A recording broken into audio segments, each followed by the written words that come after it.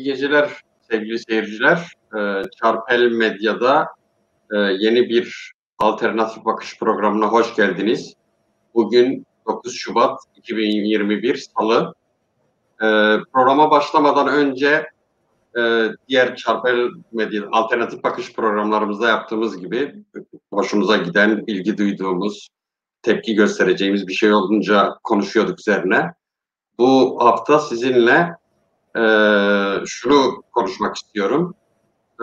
Biliyorsunuz Dalkurt'un ve Dalkurt'un ismi değiştirilmek istendi. Yeni bir isim verilmek istendi ve logosu değiştirilmek istendi.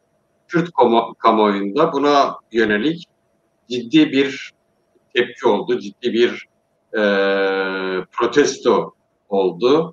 Kürt kamuoyunun protestosu üzerine Dalkurt yönetimi isim ve logo değişikliği kararından vazgeçti. Bu konuda tabii Çarpel Medya'nın program yapımcılarından birisi olan Ali Fikri Işık'tan bahsetmek istiyorum. Yani gerçekten programlarıyla onunla birlikte Mehdi Çılgın beraber programlarıyla ciddi bir şey yapıyorlar aslında. Şunu yapıyorlar. Bir futbol takımının nasıl insanları etkilediğiyle ilgili ve bu yani Kürtler açısından bir futbol takımının ne anlama gelebileceğini çok güzel tartışıyorlar. Biliyorsunuz bu konuda mesela bir programlarında Barcelona'dan örnek verdiler. Barcelona'nın nasıl Katalan referandumunu desteklemek için çaba gösterdiğini, mesela size onların bir açıklamasını okuyayım. Bir dakika şu kapıyı, pardon özür dilerim, şu kapıyı kapatayım. Dışarıdan ses geliyor.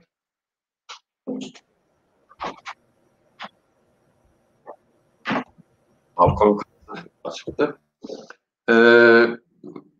Barcelona'da biliyorsunuz Katalanya'da referandum döneminde Katalan siyasetçiler üzerinde ciddi yoğun bir baskı vardı. Bu baskı üzerine Barcelona şöyle bir açıklama yapmış o zaman. Katalan siyasetçilerinin gözaltına alınması, ulusa demokrasiye, ifade özgürlüğüne ve ulusların kendi kaderini tayin etme hakkına tarihi olarak sadık kalan Barcelona bu hakların özgürce yerine getirilmesini engelleyen her hareketi kınamaktadır.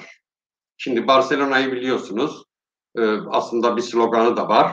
Hani Barcelona sadece bir futbol takımı değildir. Bir futbol takımından daha ötedir diye de bir sloganları var.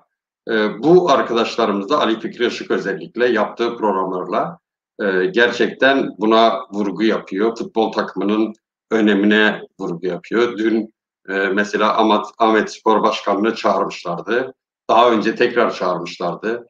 Şöyle bir dileği vardı. Yani Diyarbakır'da Ahmet Spor desteklenmelidir. Ahmet Spor'un maçlarında seyirciler Türkçe slogan atmalıdırlar diye.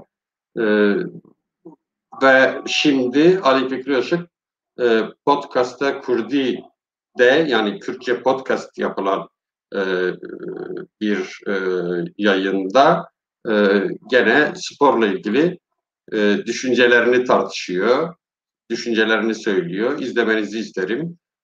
İlk yayınında benim ilgimi çeken şöyle bir şey söyledi.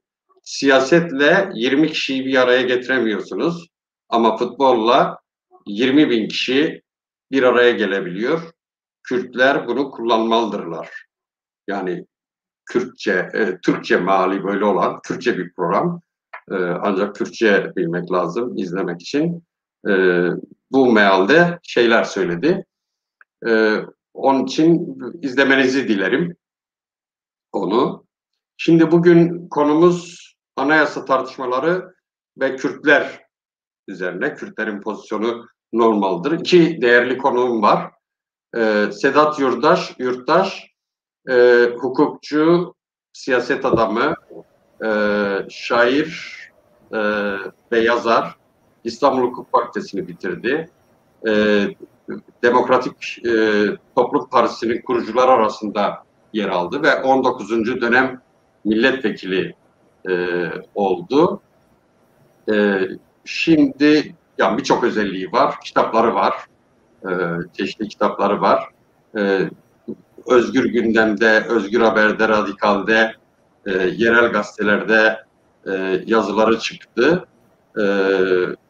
Mezopotamya Vakfı'nın kurucuları arasında ve mütevelli heyet yöneticisi.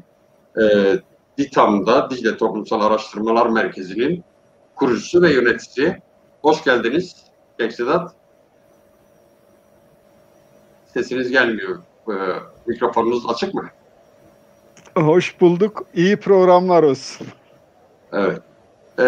İkinci konuğum Sıtkı Zilan, Kürt kamuoyunu, Kürt siyasetinin yakından tanıdığı bir arkadaşımız.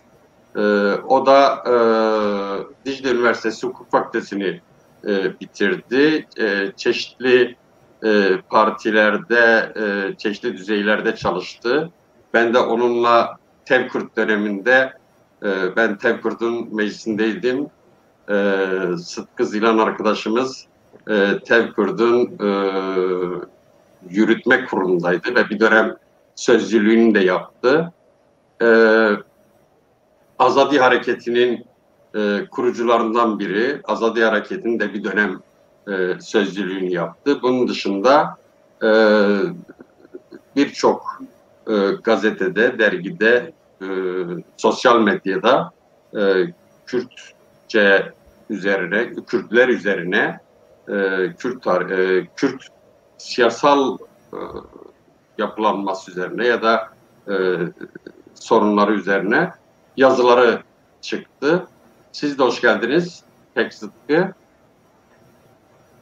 Teşekkür ediyorum. Sağ olun. Hayırlı bir program olsun inşallah. Teşekkür ederim. Peki. Kek Sedat'tan başlayalım. Biliyorsunuz Amerika Birleşik Devletleri'nde uzun süre şöyle bir şey oldu. Bir Trump yönetimi vardı.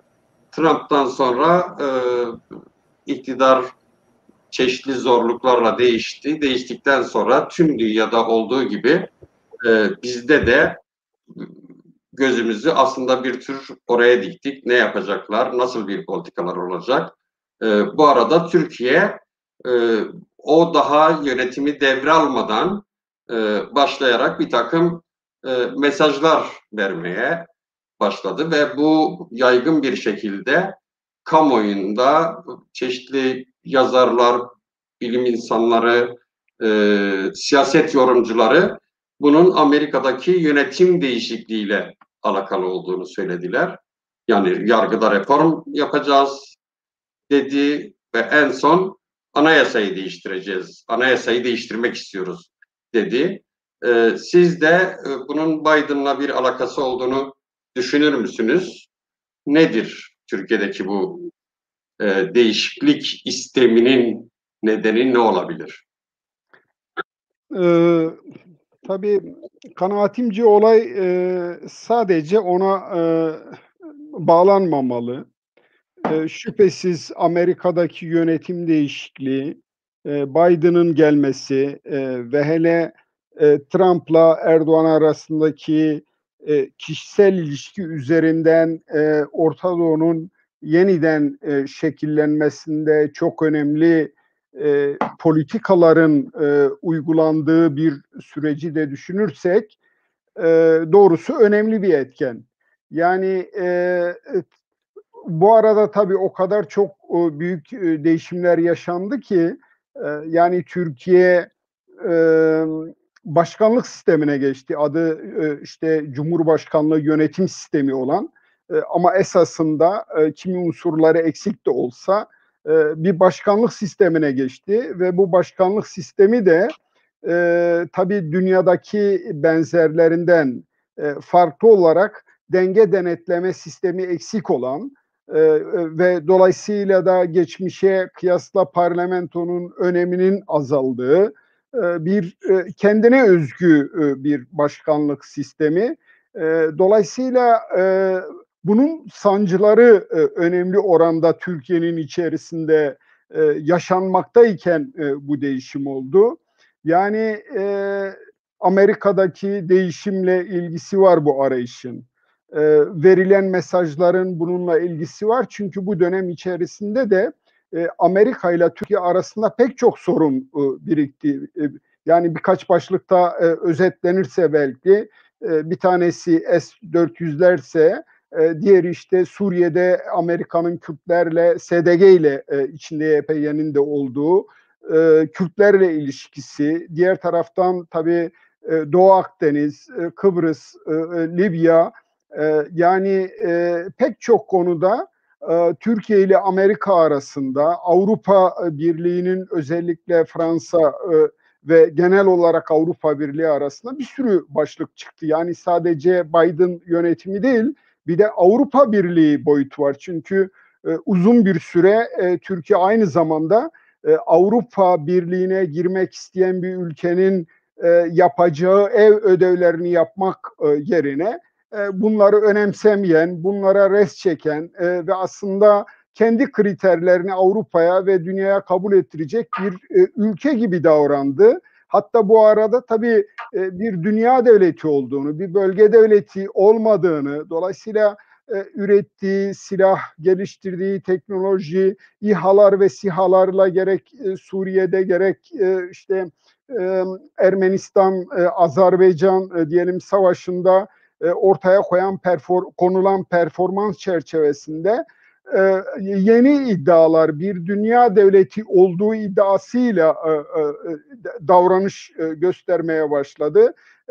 Libya'da özellikle ve Doğu Akdeniz'deki Avrupa Birliği ülkeleriyle çelişen kimi ülkelerle başta Fransa olmak üzere politikaları üzerine de aslında yeniden bir gözden geçirme ihtiyacı hissetti. Hatta bu dönemde şimdiye kadar ancak dar bir kesimin dile getirdiği bir mavi vatan olgusu Erdoğan ve iktidarının da benimsediği geçmişte komşularla sıfır ilişki sorun yerine artık herkesle sorun yaşayacak bir çıtaya gelmiş oldu. Bütün bunların içerisinden bir çıkış yolu olarak düşünmek sanırım daha doğru. Yani işin özetlersem çok ekonomik boyut var, uluslararası siyaset boyutu var, Avrupa Birliği ile ilişkiler boyutu var, Amerika ile ilişkiler boyutu var. Diğer taraftan da başkanlık sisteminin meydana getirdiği aksaklıkların ortadan kaldırılmasıyla ilgili bir boyut var.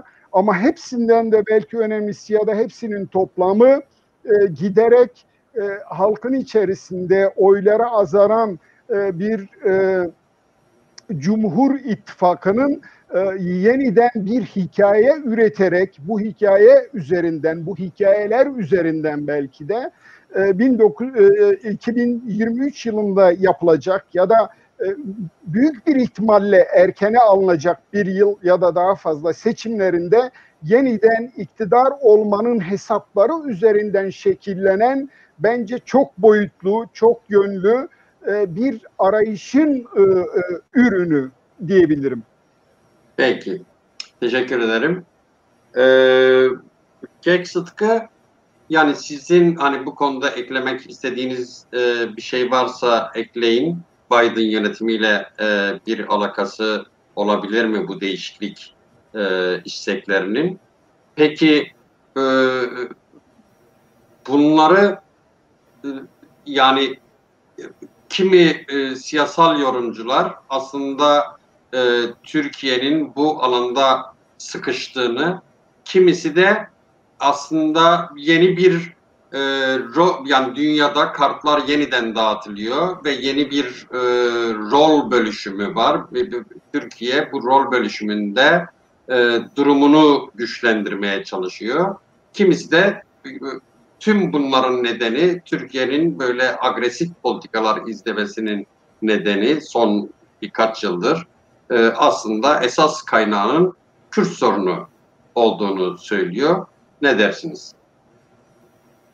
Malumunuz bir çözüm sürecinden sonra yani 15 yılında çözüm sürecinin rafa kaldırıldığını kabul ediyoruz. 7 Haziran 2015 seçimlerinden sonra.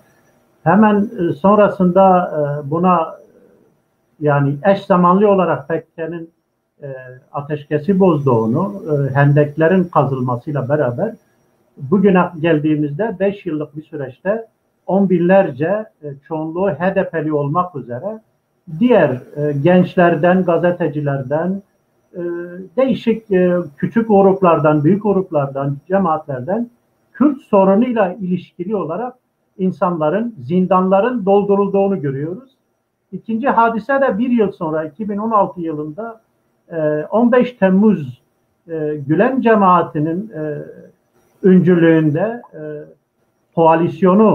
bir koalisyonun girişimi olan 15 Temmuz askeri darbe girişiminden sonra Gülenci tabana yönelik ve tabii ki bazı küçük gruplar da var işin içinde.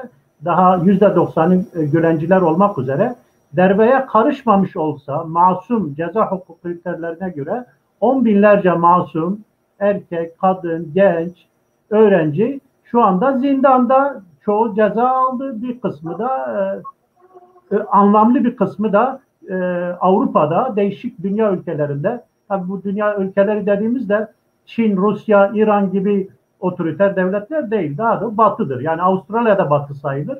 Başka da demokratik medeni ülkeler diyelim. Oralarda bir nevi ailelerinden kopuk bir hayat yaşıyorlar. Şu anda Türkiye'de en çok dillendirilen şey adalet talebi ve hukuk talebidir. Ondan sonra güvenlik, ondan sonra ekonomi. Yani at başı bunlar gidiyor. İnsanlara ne istiyorsunuz dediğin zaman kardeşim diyor güvenlikte olmak istiyorum. Yani polis korkusu olmasın. Bir tweet yazdım diye hemen tutuklanmayayım. Bir şey yazdım diye haber yaptım diye tutuklanmayayım. Hiç evrensel hukuka uygun olmayan kriterler işletilerek insanlar terörist ilan edilmesin diyor. Korkuyor. İkincisi güvenlik yok diyor. Üçüncüsü yani bununla ilintili güvenlik yok. Tehlike de şu anda bir ara örgütlerden geliyordu.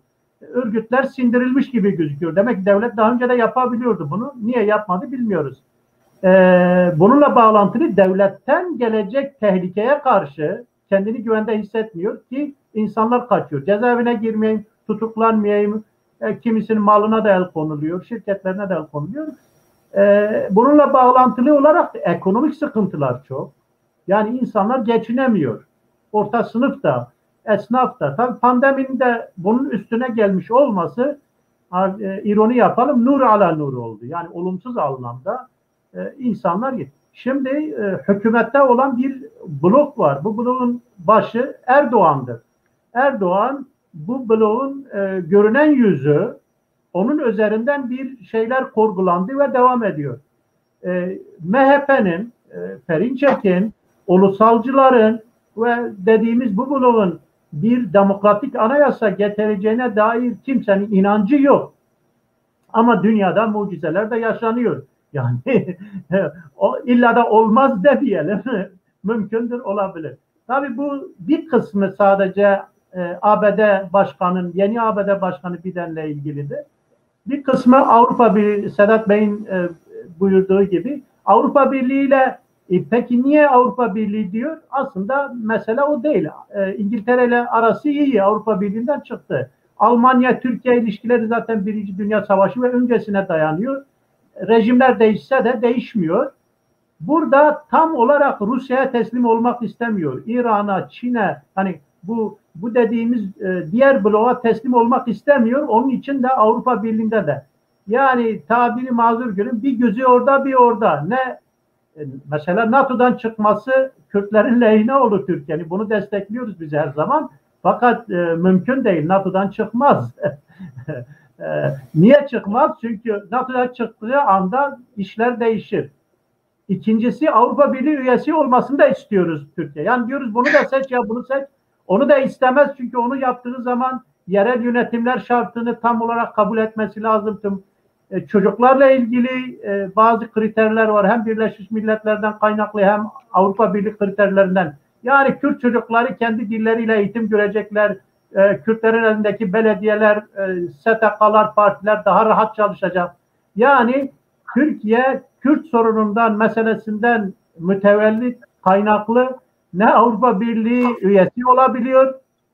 Bazı Avrupa ülkeleri de istemiyor, ayrı bir şeydir. Ne de NATO'dan ayrılabiliyor. İstese de ayrılamıyor. Çünkü risk almış olacak. Şu anda NATO'nun. Bu denklemde Amerika'nın tezi şu. Diyor ki sen benim müttefikimsin. Zaten Amerika, Avrupa Türkiye'yi kaybetmek istemez. Önemli bir pazardır. Ayrıca Türkiye NATO'nun jandarmasıydı. Hala öyledir kısmen. Niye Afganistan'da işgalcilerle beraberdir? Onların tabiriyle hani Afganistan'ı Amerika işgal etmiş ya. Türkiye onun ortağıdır. Somali'de de öyledir. Her yerde öyledir. Niye böyle? Çünkü Kürtlerin ve Türkiye'nin beraber Amerika'nın özellikle şu anda hem Rojava hem Başur'un Amerika'yla ilişkilerinin iyi olması, Türkiye'nin de müttefik olması ABD'nin dayattığı şudur. İyi geçinin. İyi geçinin. İkinizi de yani muhatap kabul ediyoruz, dost kabul ediyoruz, müttefik veyahut. Diplomaside dosttan ziyade müttefik. Türkiye yok diyor. Ya ben ya onlar. Bunu dayattı. Güney için kabul görmedi. Kerhen he dedi. Ben kabul. Ama en zayıf noktada diyelim ki 2017'deki referandumdan sonra gerçek yüzünü gösterdi. Rojava ile ilgili asla kabul etmem diyorum. İnşallah yani ABD'nin baskısı şey olur, yerini bulur. Türkiye Güney gibi Rojava'yı da eğer tolere ederse tamam bir şey olmaz artık kabul ediyorum demesi büyük bir kazanım olur hem Türkiye için hem Kürtler açısından. Sizce ABD Türkiye'yi buna zorlamak istiyor mu? ABD'nin sizce böyle bir planlaması olabilir mi şeyle ilgili, Rojava ile ilgili? Şöyle yani ABD sadece Türkiye'ye oynama demeyelim. Türkiye'yi idare etmiyor. Yani Türkiye onun payına düşmüş. İkinci Dünya Savaşı'ndan sonra NATO üyesidir. Haliyle Rusya'ya, Çin'e kaptırması mümkün değildir. Haliyle Kürdistan'a ilişkin de projeleri var. Kürdistan da onun müttefikidir. Kürtler şu anda ABD'nin doğal müttefiki. Hatta tek müttefiki ABD dışında Kürtlerin demokratik Avrupa ülkeleri, yani Fransa vardır, Kuzey Avrupa ülkeleri vardır. Yoksa bir Almanya, İngiltere'yi falan aynı şeyde göremiyoruz. Tam tersine Kürtlerin aleyhinde Türkiye'yi destekliyorlar. İsrail'in de kaypak bir şeyi vardı. Yani bakmayın İsrail'in işte bazı siyasilerin şey yaptığını. Şu ana kadar en çok Türkiye ile ilişki kuran İsrail'dir. Bunu ABD de onu mecbur etmiş olabilir. Hatta Türkiye'nin birinci İsrail olduğunu söyleyen araştırmacılar da var ki yerinde bir şey. Türkiye birinci İsrail'dir. Mevcut İsrail ikinci İsrail'dir. Şayet Kürtler kurarsa diyorlar ya çoğu ikinci İsrail. O da üçüncü İsrail olmuş olacak. Yani yanlış bir şey yapmış olmayacağız. Biz de Türkiye gibi İsrail gibi olacağız.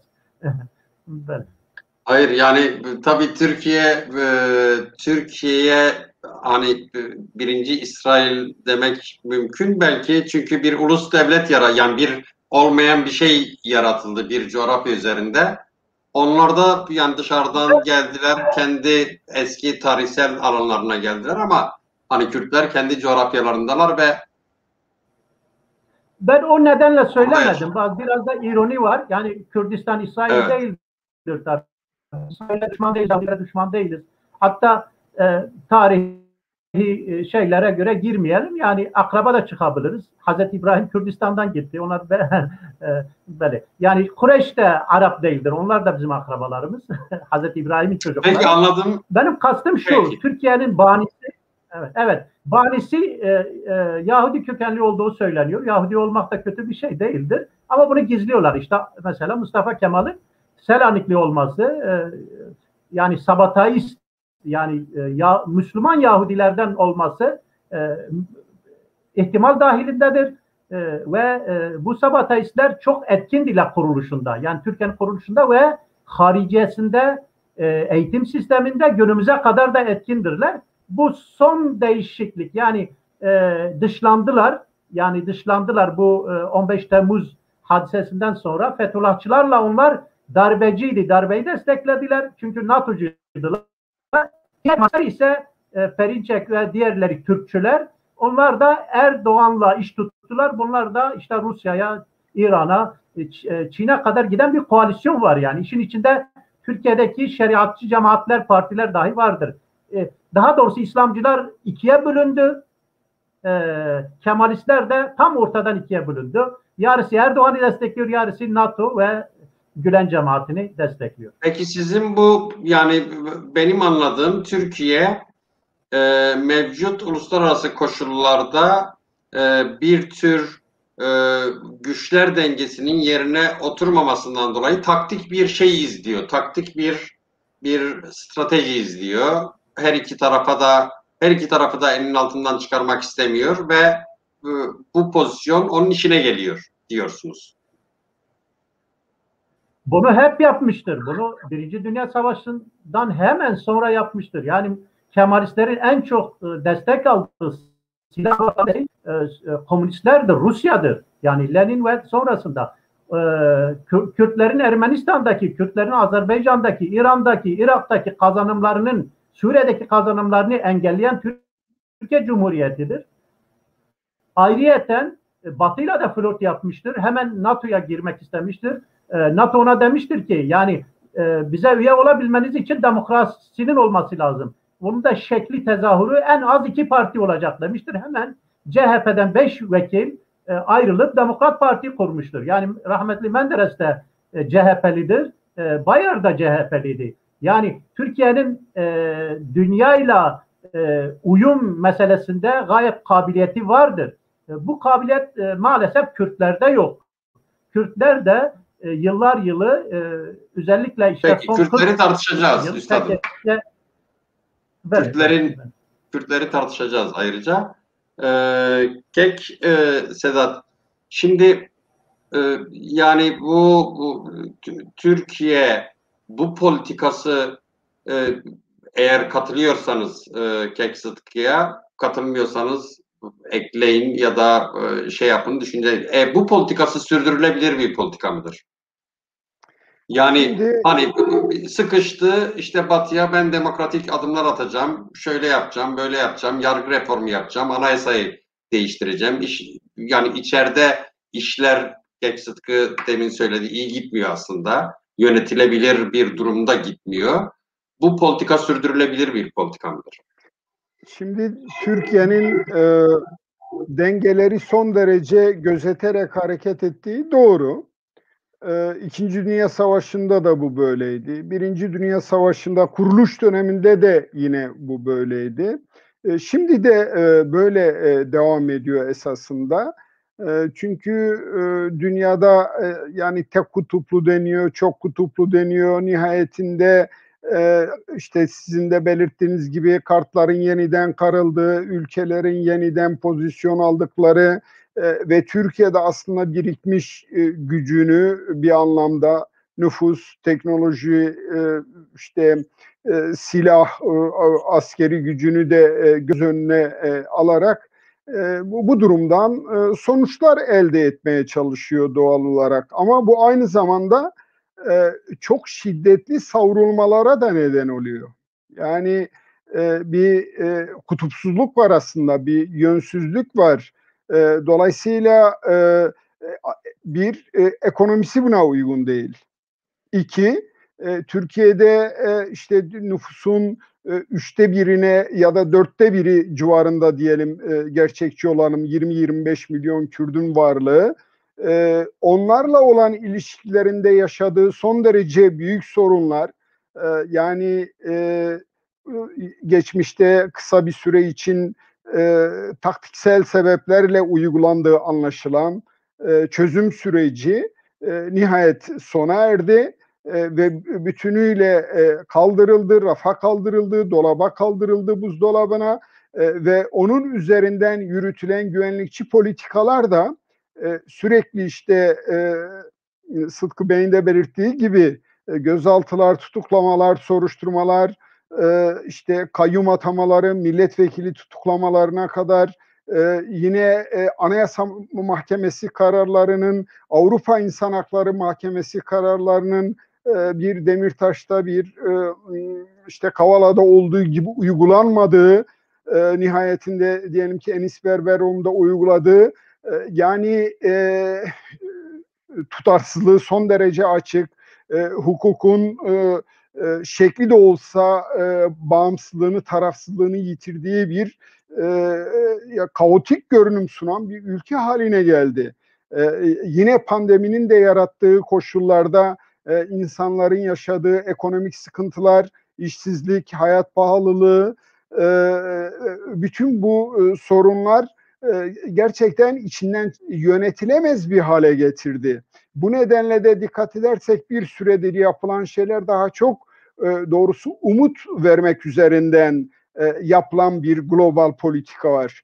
Nedir bunlar? Mesela Karadeniz'de diyelim işte şu kadar rezerv petrol bulundu ve bu petrol bize yakında şu kadar milyar dolar getirecek. Bütün dış borçlarımızı ödeyebilecek konuma geleceğiz. İşte bugün yine yakında işte uzaya, Ay'a gideceğiz gibi uzun propaganda yöntemiyle hazırlanmış, titizlikle hazırlanmış bir uzay programının sunulması.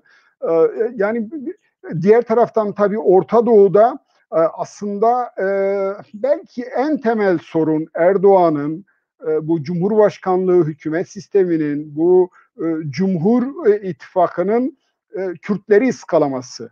Yani Kürt meselesini gerek içeride, Türkiye'de barışçıl, demokratik, özgürlükçü koşullarda çözme imkanlarına bir şekilde sahip olduğu halde bunu bilerek, isteyerek bir yana itip bunun yerine kuruluş dönemi fobilisiyle, yani Cumhuriyet'in 1930'lardaki refleksiyle ittifaklar kurması ve bu sorunu olabildiğince baskı altına alması. Yani bu baskı öyle bir noktaya geldi ki yine Keksiz Kıyıl konuşmasında söyledim. İşte bir tweet atılacak ya da Facebook'ta bir paylaşım yapılacak ya da görüş ve düşüncelerini insanların rahatça dile getirebileceği bir ortamdan çoktan uzaklaştık. Diğer taraftan da tabii hem Orta Doğu'daki Kürtlere karşı neredeyse Kürtlerin nerede bir kazanımı varsa o kazanımı ortadan kaldırmakla kendini görevli sayan bir bölge politikası izleniyor. Rojava'da, bilmem Afrin'de, işte Fırat'ın şimdi doğusunda bir hazırlıklar olduğu da söyleniyor. Diğer taraftan tabii Irak Kürdistan'ındaki bağımsızlık referandumdan sonra uygulanan çok yoğun, çok katı abluka ve o ablukadan sonra şimdi aslında Türkiye'nin ekonomik ihtiyaçları nedeniyle yeniden kurmak istediği, ilişkiyi geliştirmek istediği işte petrol ticareti, gaz vesaire. Yani böyle bakınca bu politikaların aslında sürdürülebilir olmadığı son derece açık. Yani çünkü bir başka gerçek var. Nihayetinde seçimler mevcut koşullar altında her ne kadar anayasa değişikliğini bir şekilde konuşuyorsak da bu anayasa değişikliği olması için yeterli oy oranının mecliste olmadığını biliyoruz. Dolayısıyla burada bu ittifaka bir şekilde katılacak oylara ihtiyaç var. Yani 50+1 ihtiyacı yeniden bu politikaların gözden geçirilmesini şart kılıyor. Ancak MHP ile girilmiş olan ittifak ilişkileri ve bu geçen zaman zarfında AK Parti'nin işte 2002'lerdeki nispeten reformist, nispeten değişimci, hatta kimi yazılara bakıldığı zaman sürekli devrim gibi böyle troçkist bir sloganı da muhafazakar bir parti olarak benimseyip bunu bir tür bayraklaştırdığını da görüyoruz. Dolayısıyla yani çok derin açmazlarla yüz yüze olduğu, ancak bu derin açmazları geçebilmek için de anayasa değişikliğinden ki ondan önce ekonomik ve yasal değişikliklerden söz ediyordu. Bunun da sebebinin aslında daha çok ekonomik olduğunu görüyorduk. Nitekim söylenen şuydu, işte uluslararası sermayenin Türkiye'ye gelişini, Türkiye'de faaliyetini kolaylaştıracak önlemleri almak. Aslında bu işin ABC'si. Yani 19. yüzyılda dünyada gerçekleşen hukuk çerçevesini adeta Türkiye'de inandırıcı kılmak için bir çaba içerisine girildi. Çünkü yapılan şeyler aslında denildiği gibi mevcut geri sayılan anayasayı bile uygulamayınca, Anayasa Mahkemesi'nden çıkan kararları da uygulamayınca, yine Türkiye'nin işte anayasasının 90. maddesiyle güven altına alınmış olan uluslararası işte mahkeme kararlarının uygulanmasını da bir yana bırakınca, dolayısıyla çok büyük açmazlarla karşılaştığı açık. Ancak değişim adı altında esasında değişmeden başkanlık sisteminin eksik gibi görülen bazı uygulamalarını da geçirebilirim gibi bir arayış var. Benim görebildiğim bu. Yani bu yüzden zaten pek çok diyelim ki kanaat önderinin söylediği şu, mevcut koşullarda anayasa gibi toplumsal konsensus gerektiren, bütün tarafların özgürce düşüncelerini, katılımlarını yapabilecekleri ve dolayısıyla kalıcı bir sözleşme üretebilecekleri anayasa böyle bir metin, koşullar olmadığı için, demokratik koşullar olmadığı için özcesi. Yani aradan geçen zaman içerisinde özgürlüğün, demokrasinin, hak ve işte bireysel özgürlüklerin azaldığı bir dönemde anayasa yapma koşulları yok diyenler de var. Dolayısıyla ben bu badirenin deyim yerindeyse bu tür manevralarla aşılabileceğini zannetmiyorum. Çünkü yani toplumun geldiği düzey, tek tek bireylerin dünya ile olan ilişkileri, bütün suskunluğa rağmen, bütün sessizliğe rağmen aslında yapılanların ne anlama geldiğini, bir işte Boğaziçi Üniversitesi'nde öğrencilerin göstermiş olduğu tepki ve bu tepki karşısında hükümetin ortaya koymuş olduğu işte kayyum rektör atama süreci ve ona karşı uyguladığı sürekli gözaltı, baskı, soruşturma vesaireleri düşününce yani ben bu toplumun kendisine yeniden giydirilmek istenen zaten dar olan gömleği daha çok darlaştıracak bir uygulamayı taşıyabileceğini düşünmüyorum. Peki. Teşekkür ederim. Çok aslında yani biraz da bence tabii ben öyle düşünüyorum. Yani Türkiye'deki siyasal yani Cumhuriyet döneminde kuruluşundan bugüne ki bir mekanizmayı çok güzel ifade ettiniz. Değişim adı altında değişmemek aslında. Yani Türkiye aslında Türkiye'de siyasal iktidarların tarihi sanki bir değişim gösterip aslında değişmemeyi hedefleyen bir tarzda işliyor.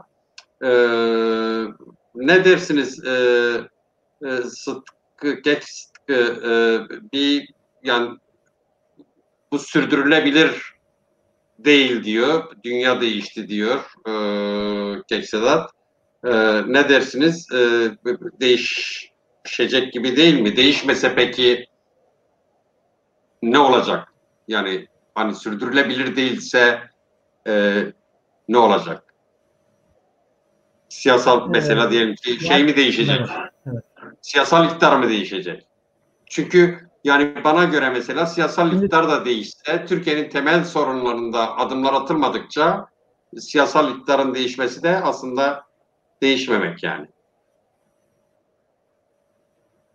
Türkiye'de iki sorun at başı gidiyor. Bir tanesi rejim sorunu. Yani şu anda Kemalist, Türkçü, Kürtlerin inkarına dayalı, İslam'a da husumet besleyen bir rejim aslında. Fakat her zaman da dini istismar projesini yürütmüştür. Bu dönemde biraz sanki İslami sahipleniyormuş gibi Erdoğan ve AKP'nin şahsında milli birliğini sağlamıştır diyelim, ama Türkçülük her zaman esastır. Yani İslamcılığın dozajı düşer, yükselir. %70 olur, %10 arasında seyreder. Ama İslam'dan asla vazgeçmez de, çünkü Diyaneti kuran Mustafa Kemal. Fakat Türkçülük esastır burada. Batıcılık da öyle. Yani Türkiye laiklikten vazgeçebilir, batıcılıktan vazgeçebilir. Onlar hepsi günlük siyasetle ilgilidir. Ama bazılarının ideolojik bazı şeyleri var. O olabilir. Yani hem ziyaret hem ticaret. Yani kim mesela AKP yönetiyorsa, dindar kendince kendi bloğundaki dindarları kayırıyor, kendi taraftarlarını. Onlar zengin oluyor. Rejim için hiç önemli değil. Mühim olan rejimin ana önderleridir. Yani ana unsurları nedir? Türkçülük, Türk devleti. Şimdi talep şu: demokratlar, liberaller, Kürtler, Aleviler, daha adil insanlar diyelim, adil cephe ne istiyor Türkiye'de? Diyor ki ideolojik Türkçü ve Kemalist rejim tasfiye olsun, tarafsız, Batı ölçülerinde herkese eşit mesafede bir devlet olsun. O devlet insanlara hizmet etsin. Bir hizmet şebekesi gibi düşünelim. Bundan asla vazgeçme niyetleri yok. Hala bile mevcut siyasi partiler, yeni kurulan siyasi partiler, Deva Partisi, Gelecek Partisi, diğerleri Kürt çocuklarının, Kürtlerin kendi ana dillerinde eğitim görmelerine evet demiş değillerdir. Sadece Kürtçe eğitim, yani bir Kürtçe dersi olsun, bir Kürtçe dersi, İngilizce dersi gibi okullarda olur ya, haftada birkaç ders, Arapça dersi gibi diğer dersler gibi. Halbuki Kürtler bir millettir, o millet olmaktan kaynaklı kolektif ve milli hakları vardır. Bunun da en baştaki şeyi kendi dilleriyle eğitim görmeleridir. Kastım şu: Türkiye yarım hukuk devletidir, yarım demokrasidir. Bazen bu yarım da gidiyor işte çeyreğin altına düşüyor. Şimdi düşünün, 1950'de kerhen demokrasiye geçti ama 1960'da ya işte yanlış oluyor diye kendi başbakanlarını astılar. Bu ne demektir? Kemalizmden taviz veriyorsun. Kürtlere çok taviz verdin. O dönemde biliyorsunuz, her ne kadar 49'lar diğerleri Kürtler aleyhinde Said Kürdi üzerindeki tazyik devam ediyor olsa da, ama hem dindarlar hem Kürtler rahat ettiler. Yani büyük katliamlar olmadı, Dersim gibi, Zilan gibi. Ondan sonra 72 muhtırasını biliyorsunuz. Ya yine bu hakkı verdiniz, Kürtler istifade ediyor diye 71'de 12 Mart muhtırasını yaptılar. 12 Mart'tan sonra ne oldu? Siz benden iyi biliyorsunuz. Jandarma zulmü çok az yazıldı aslında. Tek tek köyleri gezip ideoloji nedir bilmeyen, örgüt nedir bilmeyen işte insanları silah getirin diye envai çeşit işkenceler, çok büyük zulümler yaptılar. Ben bizzat şahidim. Çocukken biz bunu gördük. Merkezi bir köyde ve Silvan'da, Diyarbakır, her yerde oldu bu.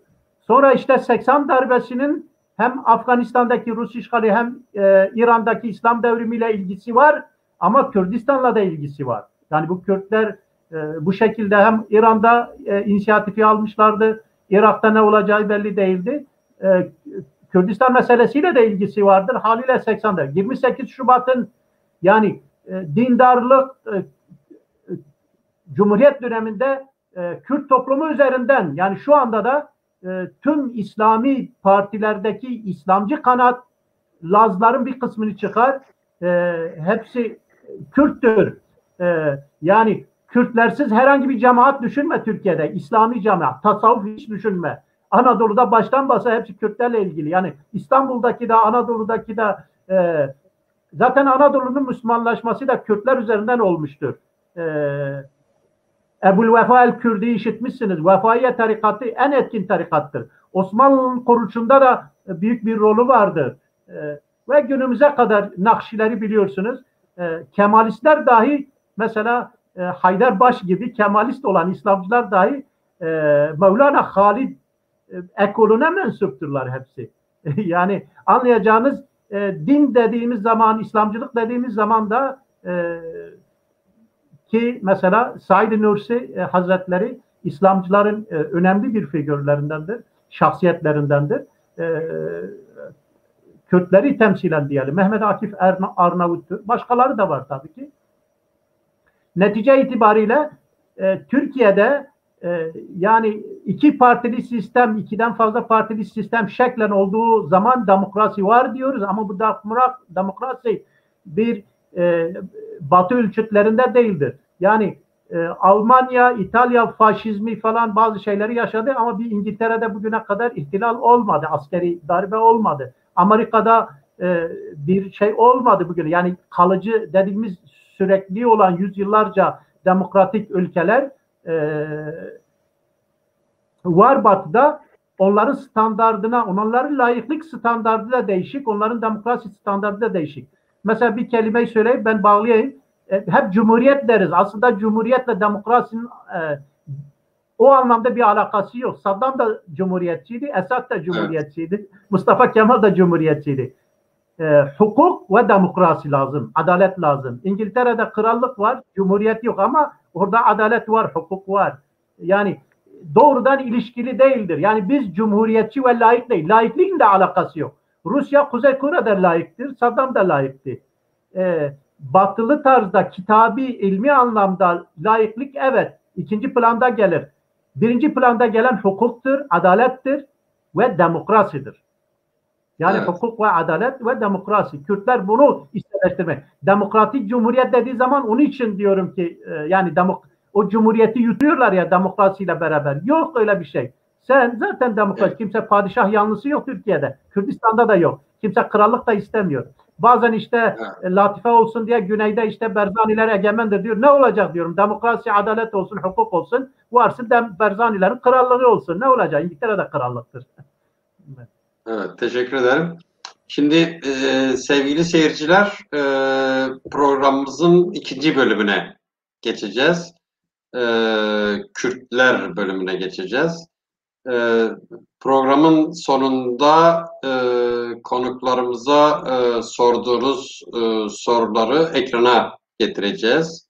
Onun için yani sorularınızı sorabilirsiniz. Rejimiz onları not alacak ya da işaretleyecek, ekrana getirecek ve sorularınıza cevapları konuklarımız vermeye çalışacaklar.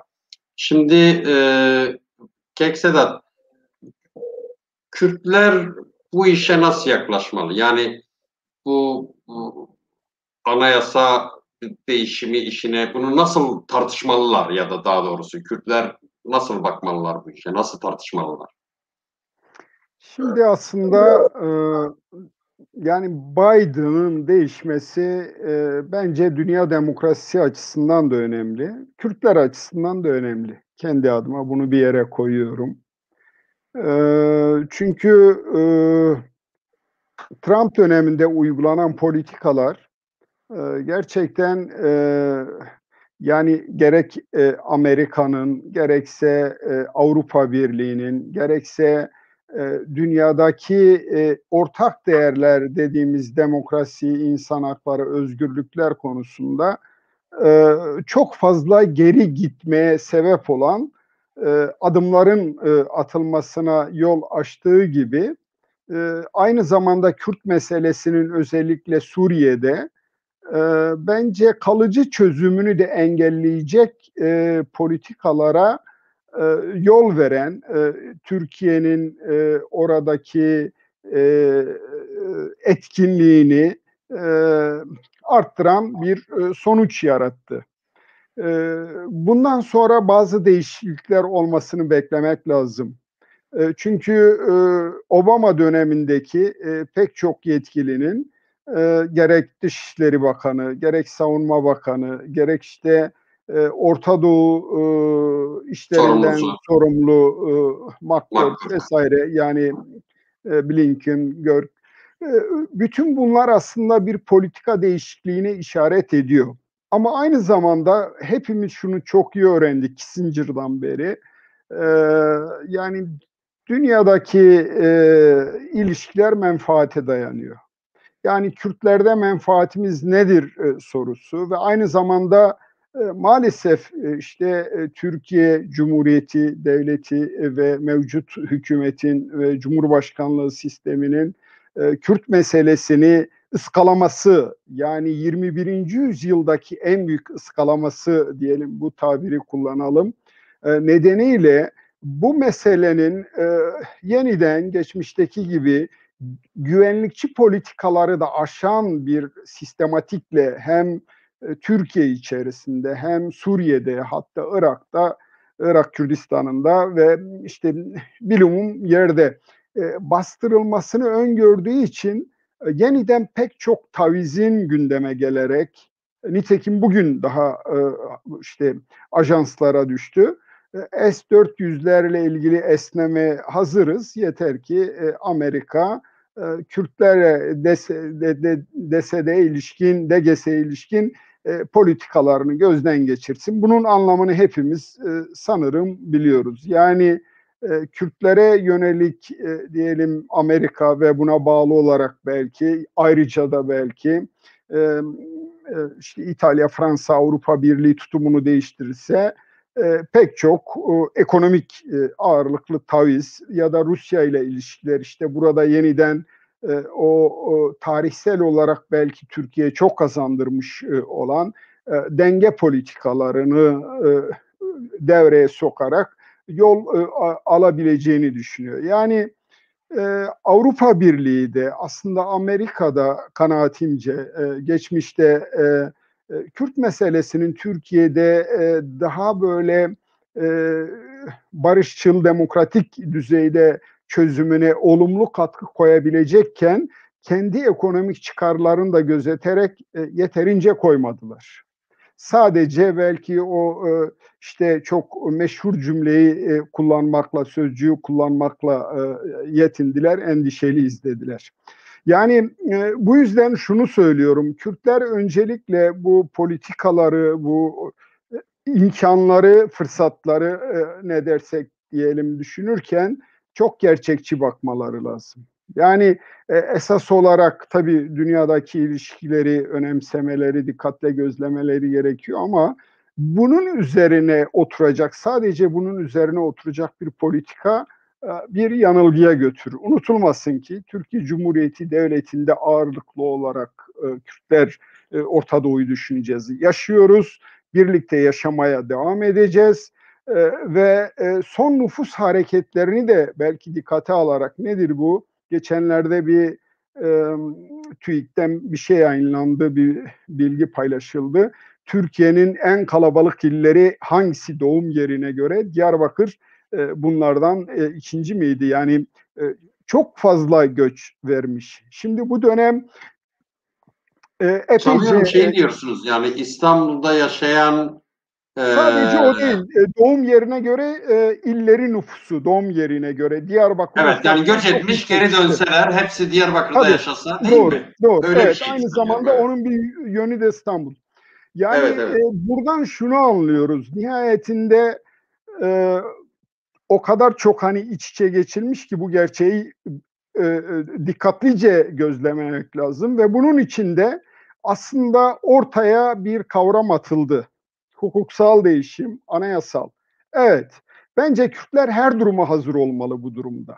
Yani peşinen kapıları kapatmak en tehlikelisiydi. Bunu geçmişte maalesef siyasetçilerimiz, öncü siyasetçilerimiz maalesef bu dili kurdular. Girmeyeceğim ayrıntısına. Yani biz asla hani ittifak etmeyiz tarzında vesaire. Bence her olanağa açık olmak lazım. Çünkü Kürtlerin aslında böyle hani bence gerek örgütlülük, gerek nüfus, gerek kendi içerisindeki kültürel değişim, gerek dil arayışı, gerek yazanı, çizeni, araştıranı, gerekse basit gibi gelse de üniversitelerde şu anda işte çalışan pek çok profesör, asistan, öğrenci, tez işte veren, Kürtçe konusunda uzmanlaşmış, öğretmen olmaya hazır sayısız insan, medya vesaire düşününce yani Kürtler bir kere artık biz, Kek Sıtkı da başta söyledi, ona da katılıyorum. Kürtler ana dille eğitimin sağlanacağı ortak bir talebi vazgeçilmez olarak ve son derece barışçıl, demokratik, insani bir hak olarak en yüksek düzeyde talep etmeliler. Bunun eğer bir anayasa çalışması olacaksa, her ne kadar bugün bazı işte iktidara yakın yazarlar HDP'yi dikkate almayacak diyorlar ama hayat bunu emretmiyor. Bu hiçbir şekilde hayatın emretmediği bir olgu. Dolayısıyla bir anayasa yapılacaksa Kürtlersiz bir anayasa olmayacak. Yani öyle ya da böyle. Yani ya diyelim ki Kürtlerin aklı çelinerek, tırnak içinde söylüyorum, hani bunu bir yerde destek verecekleri bir yerde tutmak isteyecekler ya da gerçekten aklı başında, dünyayı da bilen ve üstelik Türkiye'de yaşamını kurmuş ve çocuklarının, torunlarının burada yaşaması için de bir kararlılık içinde olan aklı başında insanların desteğine de ihtiyaç var. Oyuna da ihtiyaç var, katılımına da ihtiyaç var, bilgisine de ihtiyaç var, deneyimine de ihtiyaç var. Yani bütün bunlara baktığımız zaman ben bunu Kürtler her ihtimale açık olarak değerlendirip bunun bir kere tartışılmasını istemek hakkımız. Ve biz şu anda, yani evet, bakın sizin programınızda da Kürtçe yapılanlar var, ben de katıldım.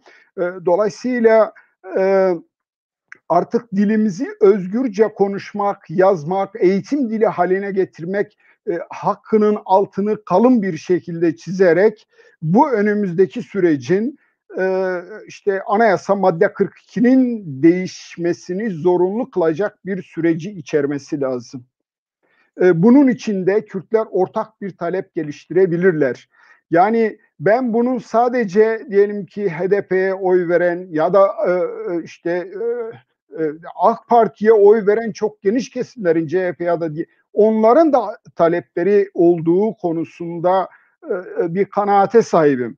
Dolayısıyla buradan yani Türkiye eğer yeni bir anayasa oluşturacaksa, nitekim iktidarın bazı yetkilileri bilinçli mi söylüyor, yoksa hani sadece diyelim ki toplumda hani bir hava yaratmak için arkasını düşünmeden mi söylüyor? Bu Adalet Bakanı'nın söylediği gibi 1921 Anayasası ruhuyla diyor bunu yapacağız. Hay hay. Eğer 1921 Anayasası'nın ruhuyla yapılacaksa bu anayasa, Kürtler burada temel unsurlardan biridir. Üstelik böyle hani dünyayı bilmeyen, ne istediğini bilmeyen, örgütsüz bir topluluk değil, özgür bireylerden de oluşan geniş bir kesim olarak 1921'in 100. yılında, 100 yıl sonrasında Türkiye'nin sosyolojik gerçeğine oturan değişime hazır, o toplumsal konsensusa taraf olmaya da Kürtler hazır olmalı. Ama bu değişir mi? Yoksa sadece gündem değiştirmek amaçlı yapılan bir işte propagandist faaliyet mi, iktidarın bir faaliyeti mi? Bunu göreceğiz doğrusu. Gerçekten kafalarında ne olduğunu bilmek kolay değil. Çünkü izlenen politikalar, uygulanan işte politikalar bu değişime son derece kapalı oldukları, bu değişimi bırakın hani anayasal bir hüküm haline getirmek, bilakis bundan daha çok kapanacakları bir rota izledikleri son derece açık. Ama buna rağmen tabii gerek ekonomik, sosyal, siyasal özgürlükler, demokrasi, Orta Doğu ile ilişkiler, dünya ile ilişkiler ve yeniden diyelim ki dünya demokrasisinin bir parçası olmak isteyen bir Türkiye isteniyorsa bu değişiklik de kaçınılmaz. Dolayısıyla bu kaçınılmaz noktasında Kürtlerin söyleyecekleri, talep edecekleri, yanında duracakları, arkasında olacakları açık, net taleplerini dile getirmeliler ve her fırsatta bunu yapmalılar diye düşünüyorum. Peki. Bu anayasanın 42. maddesi dediniz üstadım. Neydi o? Anayasanın Bunun 42. değişmesi. maddesi Kürtçenin eğitim dili olması önünde engel bir madde. Yani ona dayandırılıyor. Dolayısıyla hani bu seçimlik ders tartışmalarında bir yere getirildi. Anayasa değişikliği gerektiği için kaldı deniliyor. Yani bir de bir anayasa değiştirilecekse geçmişte 4 tane partinin uzun süre üzerinde çalıştığı ve 60 tane madde var. Öyleyse bunu hemen indirin. Geçmişte bütün bu partiler içinde MHP de dahil olmak üzere anlaşmış. Öncelikle bu maddeler geçirilsin. Gerçekten yani bir değişim isteniyorsa ve tabii burada o kadar çok hani affedersiniz belki uzatıyorum ama o kadar çok çelişki içinde barındırıyor ki nasıl barındırıyor? Mesela anayasa çalışmaları işte Meclis Başkanı Cemil Çiçek döneminde yapılmıştı ve o dönemde diyelim ki DTK'da oraya bir aktör olarak, bir demokrasinin aktörü olarak görüş ve düşünceleriyle davet edilmişti. Ama şimdi hepimiz biliyoruz ki o çalışmalara bir şekilde diyelim DTK'da görüş ve düşüncelerini dile getirmiş, katılmış, bir şekilde orada bulunmuş yüzlerce insana dava açılmış. Dava açılıyor. Pek Ceza çoğuna alıyor. davalar, cezalar verildi, veriliyor, soruşturuluyor. Yani hani öylesine bir çelişkiler yumağı içindeki Türkiye hem demokrasi açısından hem ifade özgürlüğü açısından hem örgütlenme açısından hem adalet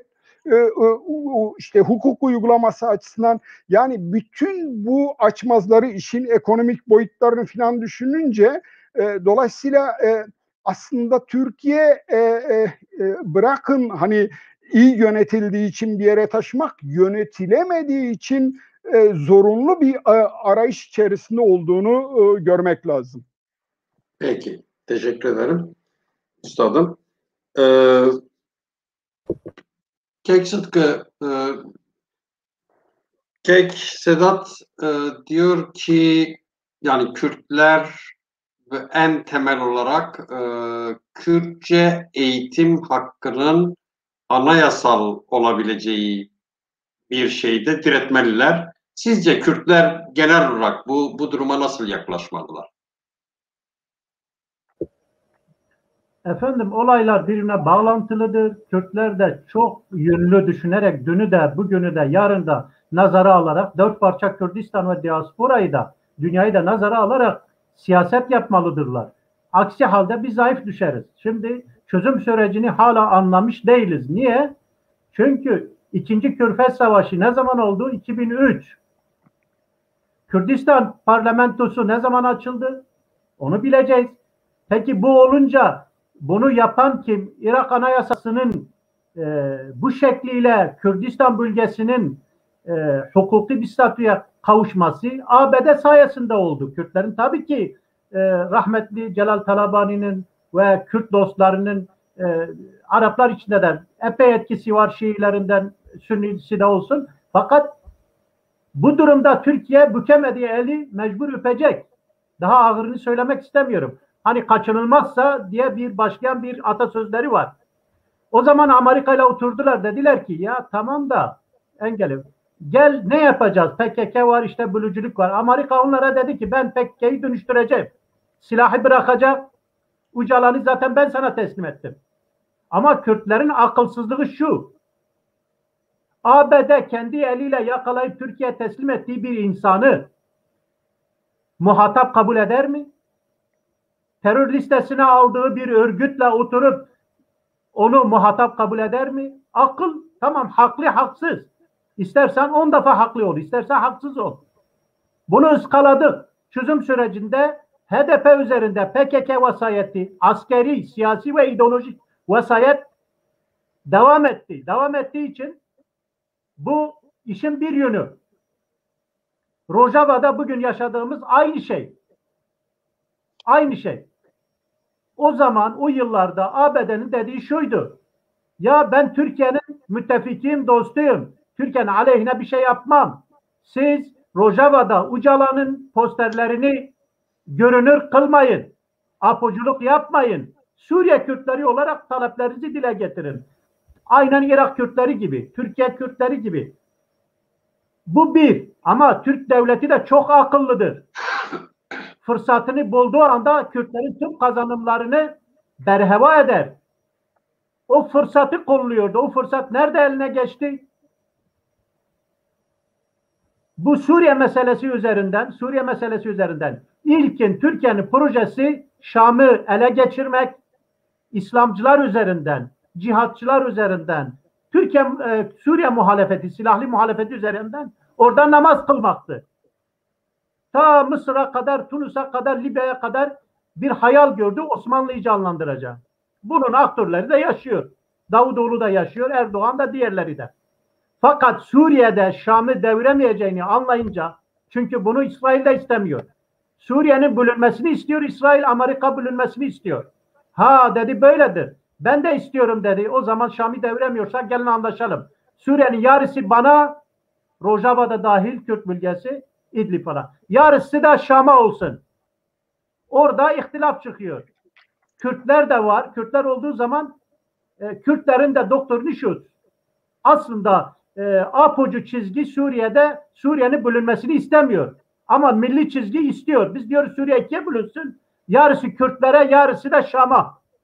Hatta mümkünse tüm Suriye bize olsun. Çünkü Halep'te de Kürtler çoktur. Şam'da da Kürtler çoktur. Salahaddin Eyyubi Şam'da medfundur. Mevlana Halid-i Bağdadi oradan medfundur. Başka Kürdi şahsiyetler. Hani derler ya, Süleyman Şah vardır. Türbeden dolayı bizim Suriye'de toprağımız var. O zaman Şam da bizimdir. Çünkü Şam'ın da hem tasavvuf büyüklerimiz hem de Salahaddin Eyyubi gibi bir değer oradan medfundur. Haliyle Şam, Suriye hepsi Kürtlerindir. Ama Türkiye Suriye'de başarmadı demeyelim. Türkiye Suriye'de Kürtlerin arasını ağlattı. Kürt koridoru dediği şeyi gerçekten engelledi. Niye? Çünkü Halep'te YPG'nin denetimde olan bir mahalle vardı, hala var. Afrin Kürtlerin elindeydi. Haliyle Afrin, Kobani ta Halep'e kadar gelen bir çizgide Kürtler güçlüydü. Yarın anayasa yapılsa kardeşim bu defakto duruma mecbur Güney gibi bir statü tanıyacaktır. Bunun olmaması için anayasa hazırlandığı esnada Kürtlerin var olmaması için, defakto güçlü olmaması için, askeri varlığının toprak kontrolü dediğimiz Afrin gibi yerlerde olmaması için Rojava'nın yarısını işgal etti Türkiye'de. Bunu işgal ederken Türkiye'deki ne kadar Müslüman varsa, tırnak içinde, ne kadar Kemalist varsa, ne varsa Diyanetinden al, Kürtlerin de yarısı can korkusundan, hapishane korkusundan işgal diyemedi. Maalesef. Haliyle Türkiye devleti güçlü bir devlettir. Türkiye'deki iktidar savaşıdır. AKP diyor ben geleyim İslamcılar. Türkçüler diyor biz gelelim. Başkaları diyor biz gelelim. Yıllarca 50'ye kadar kim yönetti? Kemalistler, batıcı kadro. Onları izah ettik. Birinci İsrail yönetti. O birinci İsrail devridir. Sonra ortak oldular. Biraz daha liberal, Türk İslam sentezi de devreye girdi. Sonra İslamcılar ABD, Avrupa Birliği var. Hasili bu iyi değerlendirdiler bu şeyleri. Halkın memnuniyetsizliğini. Erdoğan'ın şahsında iktidara geldiler. Şu anda Erdoğan İslamcıları temsilen, MHP Türkçüleri temsilen ve başkaları da var. Ulusalcı Kemalistler var. Onlar Mustafa Kemal'e, Kemalizme de aşık değiller, ayrı bir şey. Herkes gemisini yürütüyor. Haliyle bu üçlü ittifak, bu şer ittifakı şu anda Türkiye yönetiyor. Peki ben yöneteyim diyenler kim? Dava Partisi, Gelecek Partisi, İyi Parti, Kötü Parti, CHP. Bunlar da biraz ılıman. CHP bir Sayın Kılıçdaroğlu'ndan dolayı, Sayın Sezgin Tanrıkolu'ndan dolayı, yani böyle bir damar var. Ulusalcıları dengeliyorlar. Kürtlere düşmanlık yapmıyorlar. Yani Kılıçdaroğlu olmasa CHP aynı CHP'dir. İyi Parti MHP'nin daha akıllısıdır. Türkeş'in oğlu ne dedi? Bir tabir kullandı, unuttum. Siz hatırlatın. Bu milliyetçiliğe dedi. Bu ne biçim milliyetçilik? Nasıl? Evet öyle bir şey söyledi. Yani çok güzel.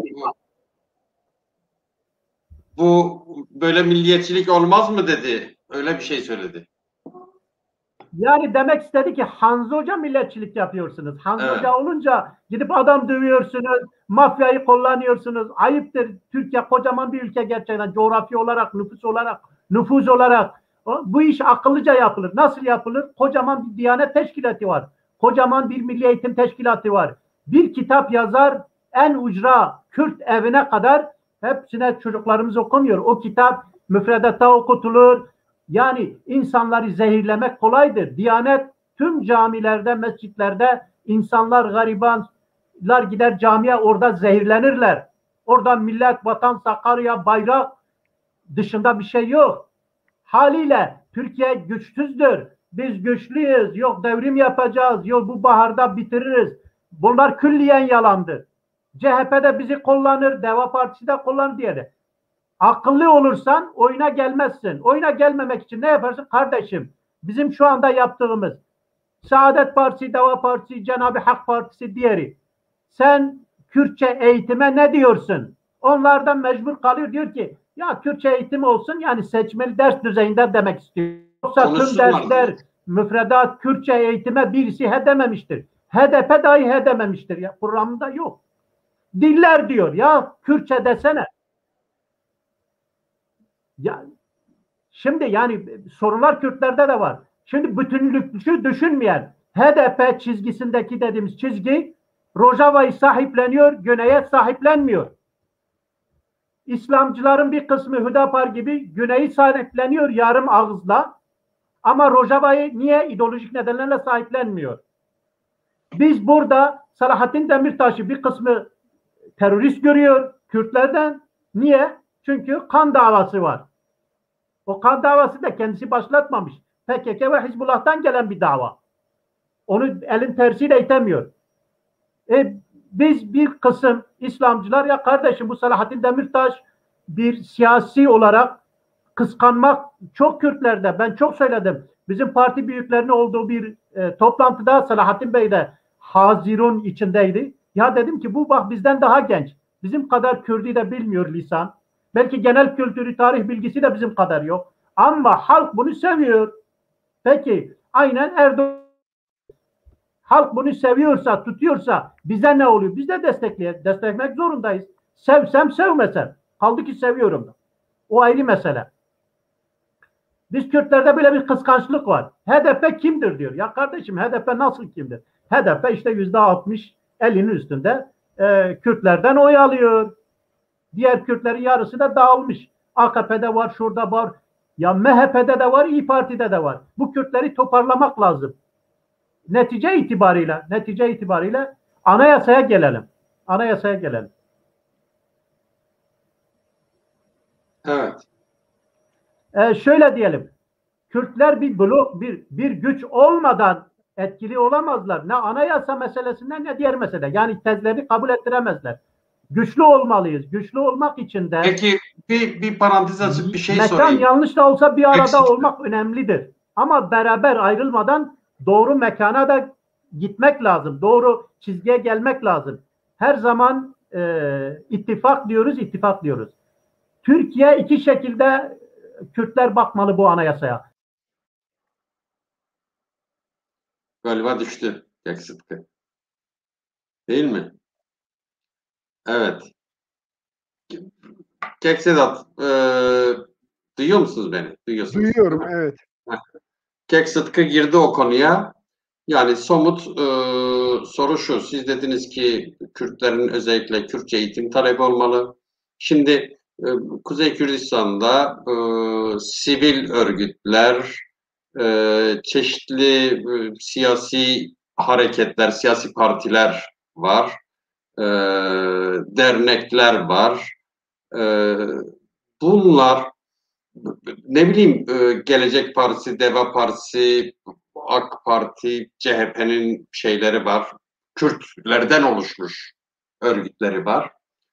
Bunları da düşünerek Kürtler asgari temelde nasıl bir anayasa önermesinde bulunabilirler ya da bulunabilirler mi? Bunu böyle bir şeyi sağlayabilirler mi? Böyle bir arayışa girebilirler mi? Mekanizma buna uygun mu? Girmeliler mi? ortak bir şimdi aslında bir önceki yerel seçimler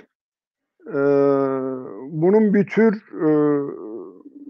yani laboratuvar çalışması gibi oldu.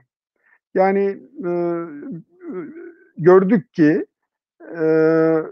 farklı düşünseler de çok açık ittifak halinde olmasalar da hatta yer yer diyelim ki birbirlerinin aleyhinde çalışsalar da İyi Parti ile HDP'de olduğu gibi mesela İyi Parti'nin hiçbir adayı kazanamadı. Çünkü İyi Parti'nin izlediği politikalar özellikle Ardahan'da filan bu ortaya çıktı. Kars'ta HDP'ye kaybettirmek için özel bir çaba içerisine girince HDP'de İyi Parti'nin aday olarak öne çıktığı Balıkesir gibi yerlerde kazanmasın diye bir oy vermedi. Dolayısıyla ama onun dışında mesela büyük şehir belediye başkanlıklarının kazanılması, Mersin, Adana, Ankara, İstanbul ve özellikle İstanbul'daki ikinci haksız seçimin de kazanılması şunu ortaya koydu.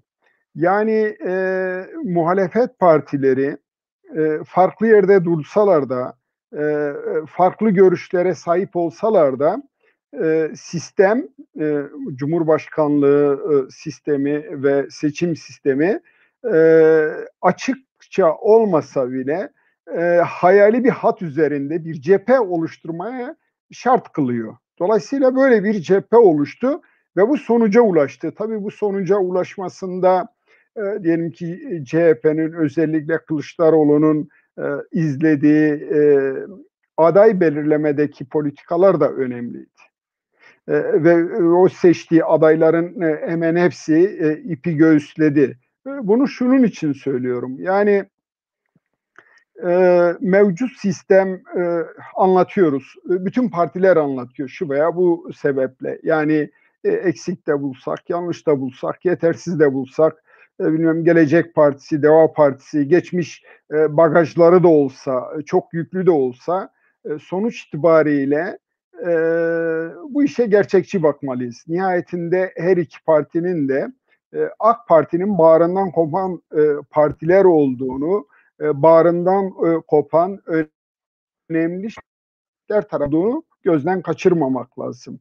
Ve 50+1'de söz konusu olunca dolayısıyla mevcut iktidar dışında kalan herkesin açıkça olmasa bile hayali bir ittifak kurmaya mahkum olduğunu düşünüyorum. Dolayısıyla burada yapılması gereken şey öncelikle çünkü hepsinin bu anlamda söyledikleri tamamen olmasa bile önemli oranda ortaklaşıyor. En çok ortaklaşılan yer burada nedir?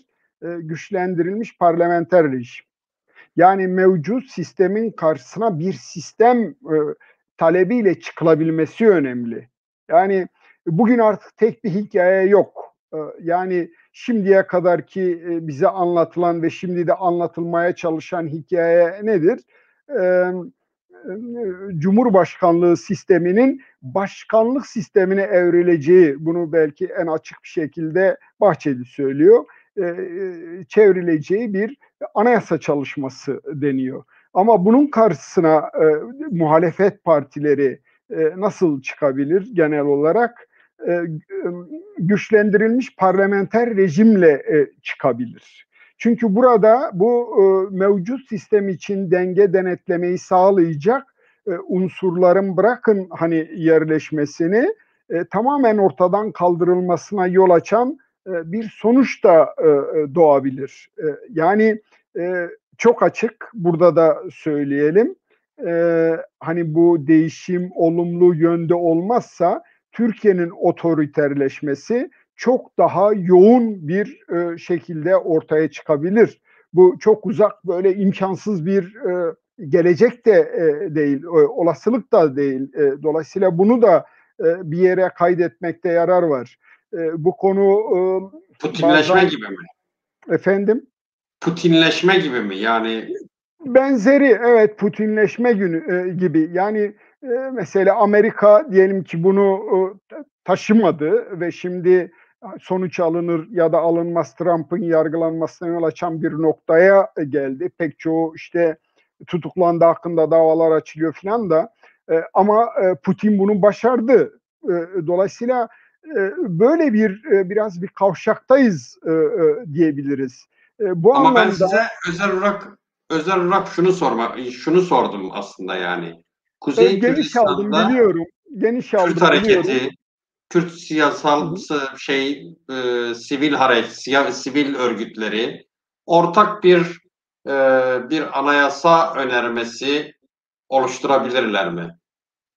Var Yani mı bir kere böyle? hani çok geniş anlamda bir karşılık görecek bir değişiklik önermelerini beklemek önerebilirler elbette. Bunu bireyler de yapabilir nihayetinde.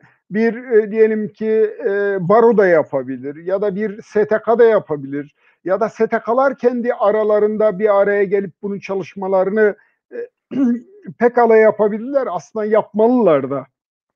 Yani bu aynı zamanda bu tartışmalar belki her STK'nın, her bireyin, her diyelim ki düşünce sahibinin kendini yeniden değerlendirerek var olan diyelim ki durumu masaya yatırarak ortak bir çalışma yapabilir, yapmalıdır da. Yani bunun tabii şimdiye kadar açıkça yapılmadığı malum, çok yeni bir şey. Ama önümüzdeki süreç içerisinde bunun yapılacağını da düşünüyorum. Çünkü dediğim gibi bu süreç Kürtlersiz olmaz.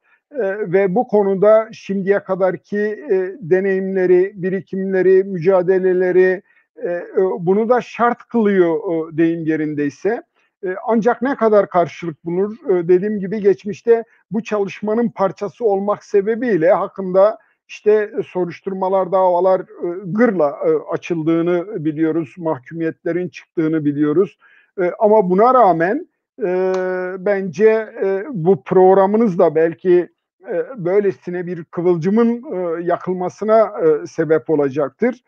Bence yapılmalı, çok genel olarak ifade ettiğim diyelim ki işte Kürtçenin eğitim dili olması önündeki engellerin kaldırılmasından başlamak üzere demokratikleşme, yerel güçlendirilmesi, geçmişte bunun çalışmaları çokça yapıldı. Anayasal çerçeve her bir diyelim ki derneğin, partinin, grubun, tek tek şahısların bile önerdiği pek çok madde vardı. Naçizane kendim de daha 1994'te Anayasa Komisyonu'nun işte 2-3 aylık üyesi, sonra maceramız cezaevinde tamamlandı ama yani üyesi olarak o çalışmaların bir parçası da olduk. O zaman da anayasa değişiklik komisyonları oluştu. Ama şu anda görünen henüz o tür kapsamlı bir faaliyetin olmadığı. Sanki iktidar bunu daha işte dar çerçevelerde tartışılmasını sağlayıp belki kimi STK'ların işte iş çevrelerinin kendisine sunacağı önerileri filan alıp onun üzerinden bir şey yapmak istiyormuş gibi görünüyor ama katılıyorum.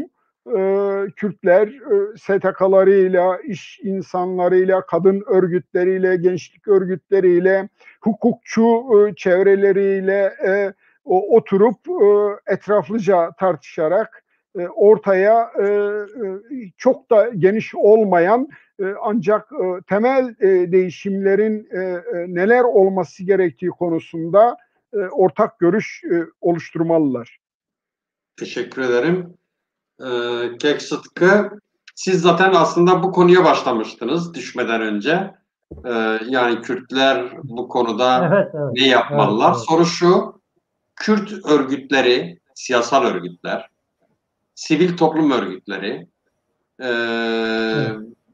sivil örgütler bir araya gelip Kuzey Kürdistan'da Kürtlere özgü bir anayasa önermesinde bulunabilirler mi? Gerekli midir? Bunun koşulları var mıdır? Kürtler bunu yapabilirler mi? Soru bu. Efendim şunu bilelim. Yani Kürtler Türkiye bir anayasa yapamaz. Türkiye zaten anayasa Hayır, kendileriyle ilgili ama kendileriyle Türkiye'deki ilgili olumlu yapılmak tüm istenen şeyler değişimler söyle. izah edeceğim. Türkiye'deki tüm olumlu gelişmeler Kürtler açısından dedik. 1950'deki demokrasiye geçiş, yani birden fazla siyasi partinin sahici olarak seçime girmesi, NATO üyesi olması, NATO kötü bir şey değildi maalesef. Yani Kürtlerin başat aktörleri sol, NATO'ya Türk solunun oyununa gelerek karşı çıktı. NATO'da Kürtlerin aleyhinde herhangi bir şey yok yani somut olarak. Geliyoruz çözüm sürecinde. Şimdi çözüm sürecinde mevzu şuydu. Türkiye dedik yani anayasasının taslağını yaptı zaten. Mecliste çalışma yapıldı. Devletin kasasında A, B, C planları hepsi hazır. Sıkışırsa yeni anayasayı hemen yürürlüğe koyarlar. Nasıl başkanlık sistemine geçtiyse tam demokrasiyi de getirebilirler bir hafta içinde. Kemalizmi tasfiye ettik derler. Ondan sonra hemen o çekmeden çıkarırlar. Bir bakarsın ki kardeşim ne Türklük geçiyor, ne Kemalizm, ne laiklik, ne diyor. Yani kendini Amerika'da, İngiltere'de veya Kuzey Avrupa'da zannedersin. Nötr bir anayasa giriyor, bir anayasası. Ama o bizi aşan bir durum. Kürtler demin söyledim ki güneyde bir oluşum olduğu zaman biz burada ne yaptık? Tevkürt dediniz. Tevkürt 2005'te kurulmadı mı? Tevkürt çok geniş bir yelpazeyi temsil ediyordu. Çok geniş. Peki 2007'de ne oldu? 2007'de DTK kuruldu. Hatta Tevkürt'ü model olarak aldılar. Ama madem siz de facto örgütlendiniz size karışmıyorlar. Tevkürt çok hayırlı işler yaptı. Ve onlar da istemediler. Demokratik Toplum Kongresi dediler. Ya bu toplumun ismi yok mu dedik. Demokratik Kürt Kongresi değil, Kürdistan Kongresi değil. Hesaplarına gelmedi bazı tırnak içinde. Bazı o zihniyeti benden iyi biliyorsunuz. Peki 11'de ne oldu Diyarbakır'da? 2011'de Türkiye'de Kürdistan Konferansı toplandı değil mi? Evet. Diyarbakır'da yelpaze o kadar genişti ki tek tek burada saymayayım. Gelmeyen yoktu o toplantıya. Çünkü ben hazırlık komitesinde yer aldım. 23 kişiydik. Ve o çok başarılıydı. Orada kararlar alındı.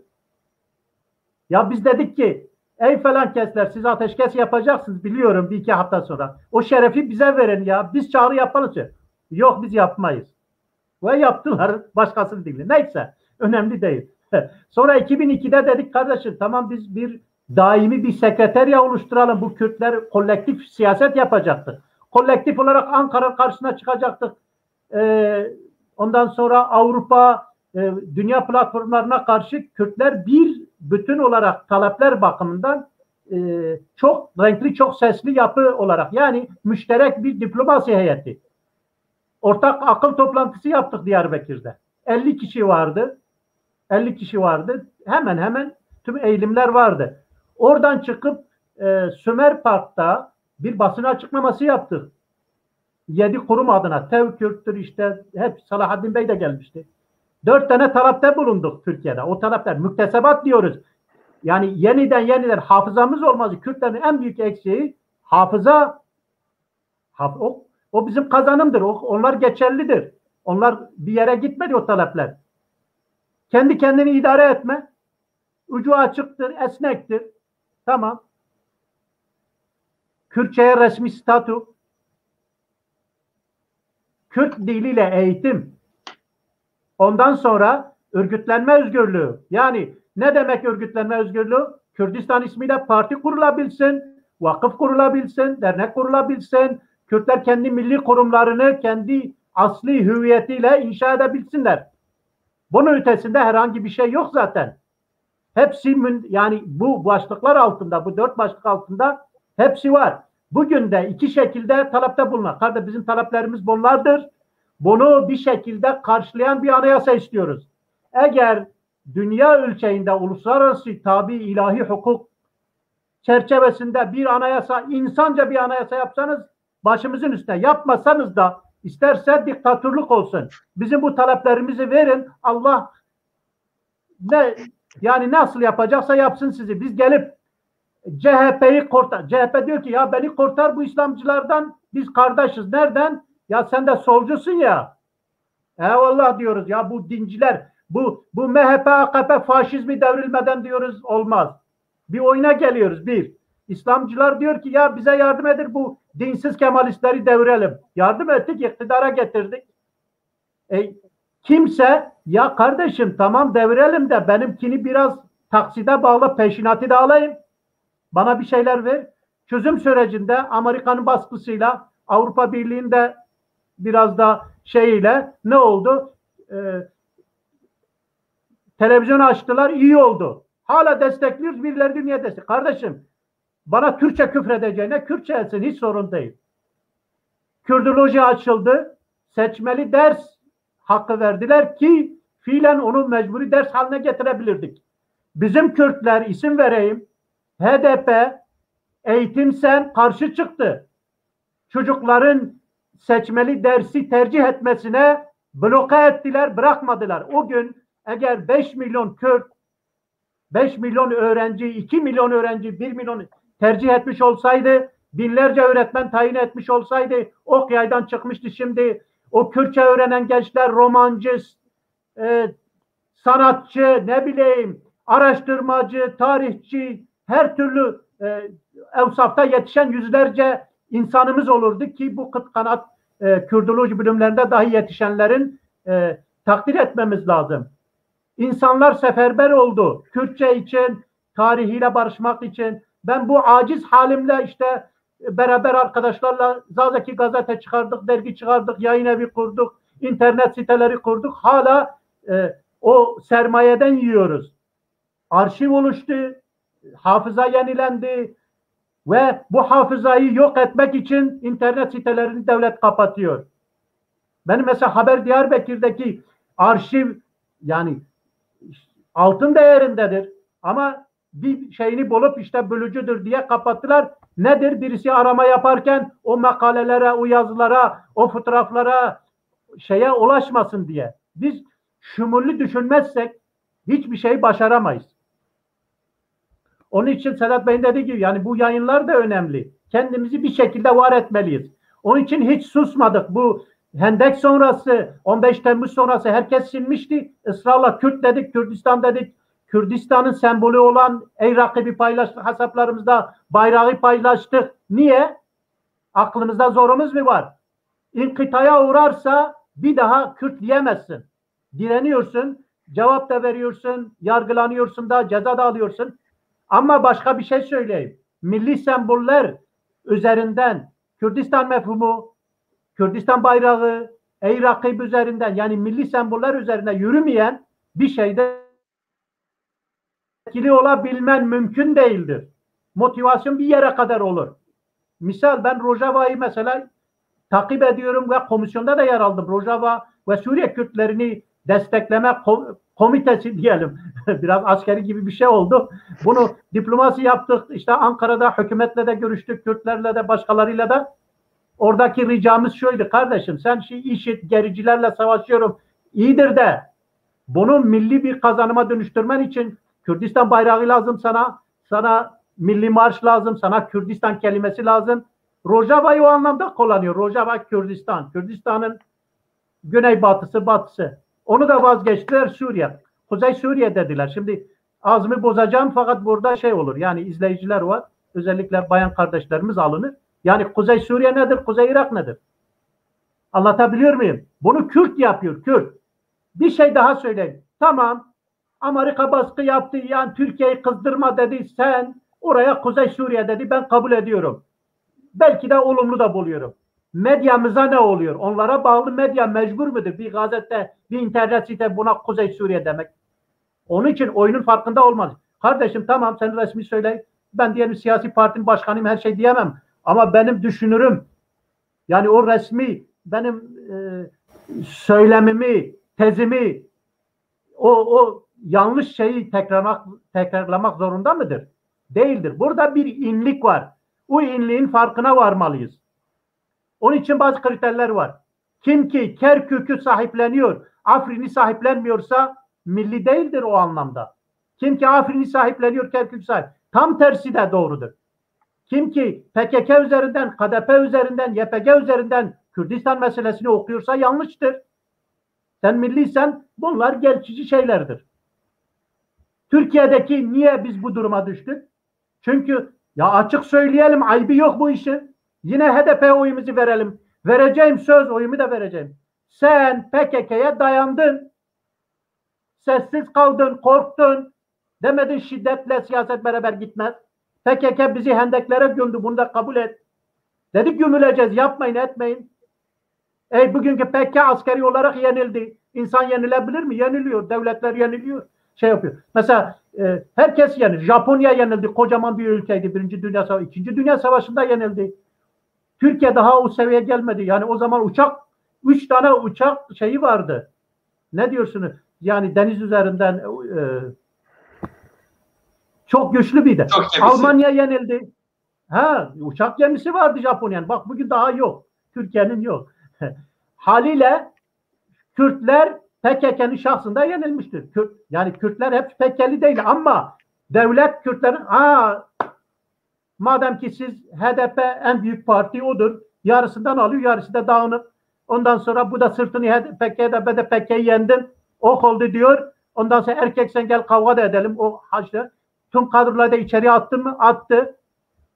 Dahasını söyleyeyim. HDP'ye kayyum atadı mı? Hiçbir husumetim yok arkadaşlara. Hiçbir husumet. Atadı. Çünkü devletle uyumlu geçinmek zorundadır. Onu kastediyorum. Selahattin Bey içeride mi? İçeride. Bitti. Yani biz Kürtler varız elhamdülillah. Kürtlerimizden de doğacağız. Dilimize de sahip çıkıyoruz. Kürdistan davası da böyle kolay kolay da ölmez. Bunu Türk devleti de biliyor. Ama bize gerçekten insan sevgisi olan, humanist, kendi toprağına da köklerine de bağlı, milli olan, ya milli ol ondan sonra ister komünist ol isterse ne olursan ol. Dindar ol, dinsiz ol, Alevi ol, Sünni ol fark etmiyor. Onun için yani biz de en az Türkiye devleti kadar akıllı olmalıyız. Hadi imkanlarımız o kadar yok. Kendimizi yetiştirmeliyiz. Çoluk çocuğumuz çevremizi yetiştirmeliyiz.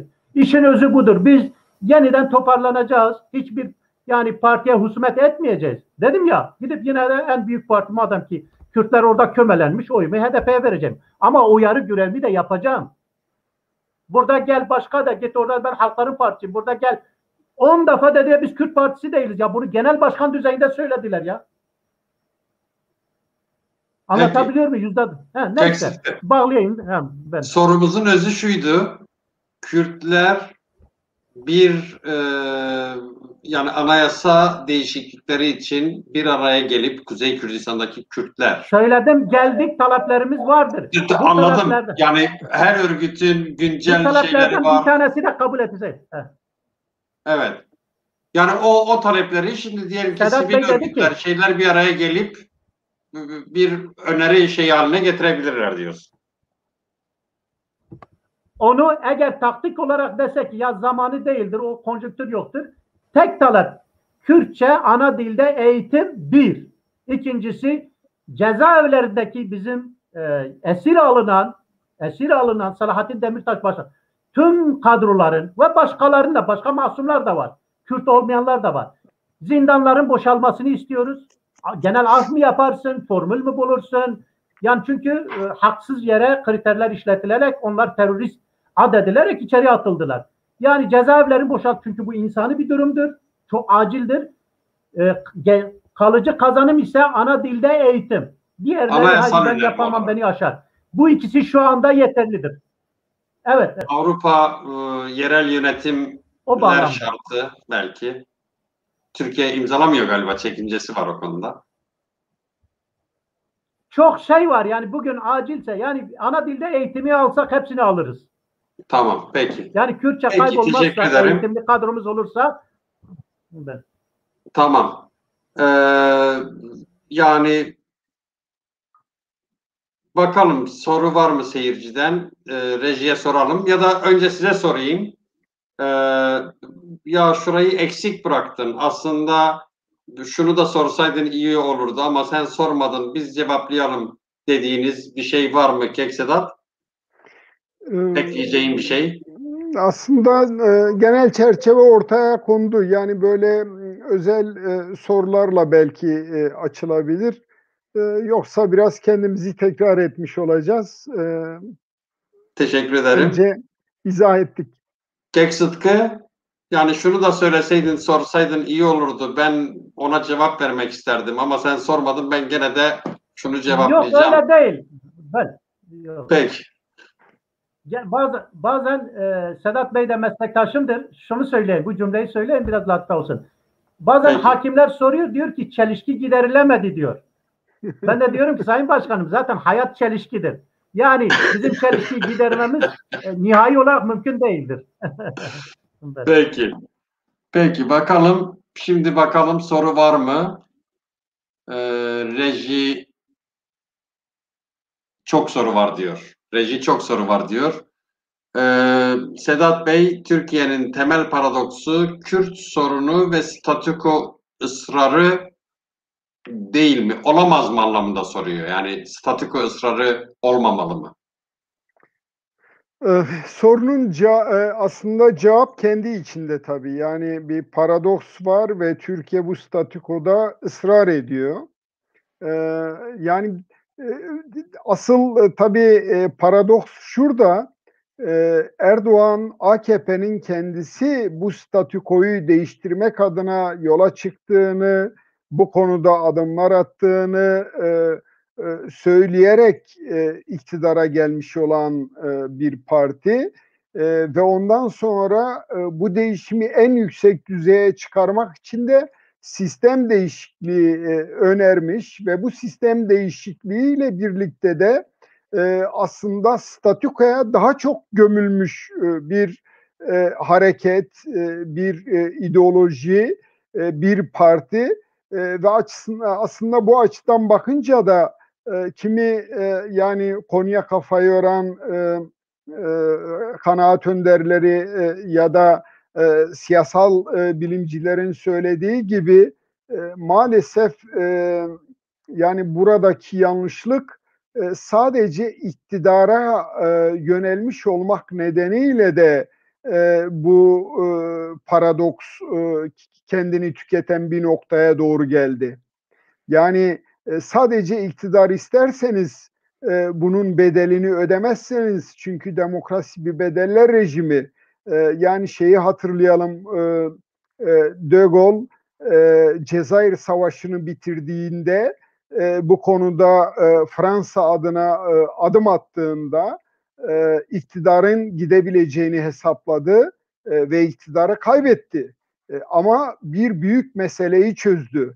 Yani şimdi Kürt meselesini çözmek için de iktidardan çok belki yani dünyayı bir anlamda günümüzü anlatacak bir perspektife sahip olmak gerekiyordu. Bu da şüphesiz ki Türkiye Cumhuriyeti'nin kuruluş korkularıyla yapılacak bir şey değil.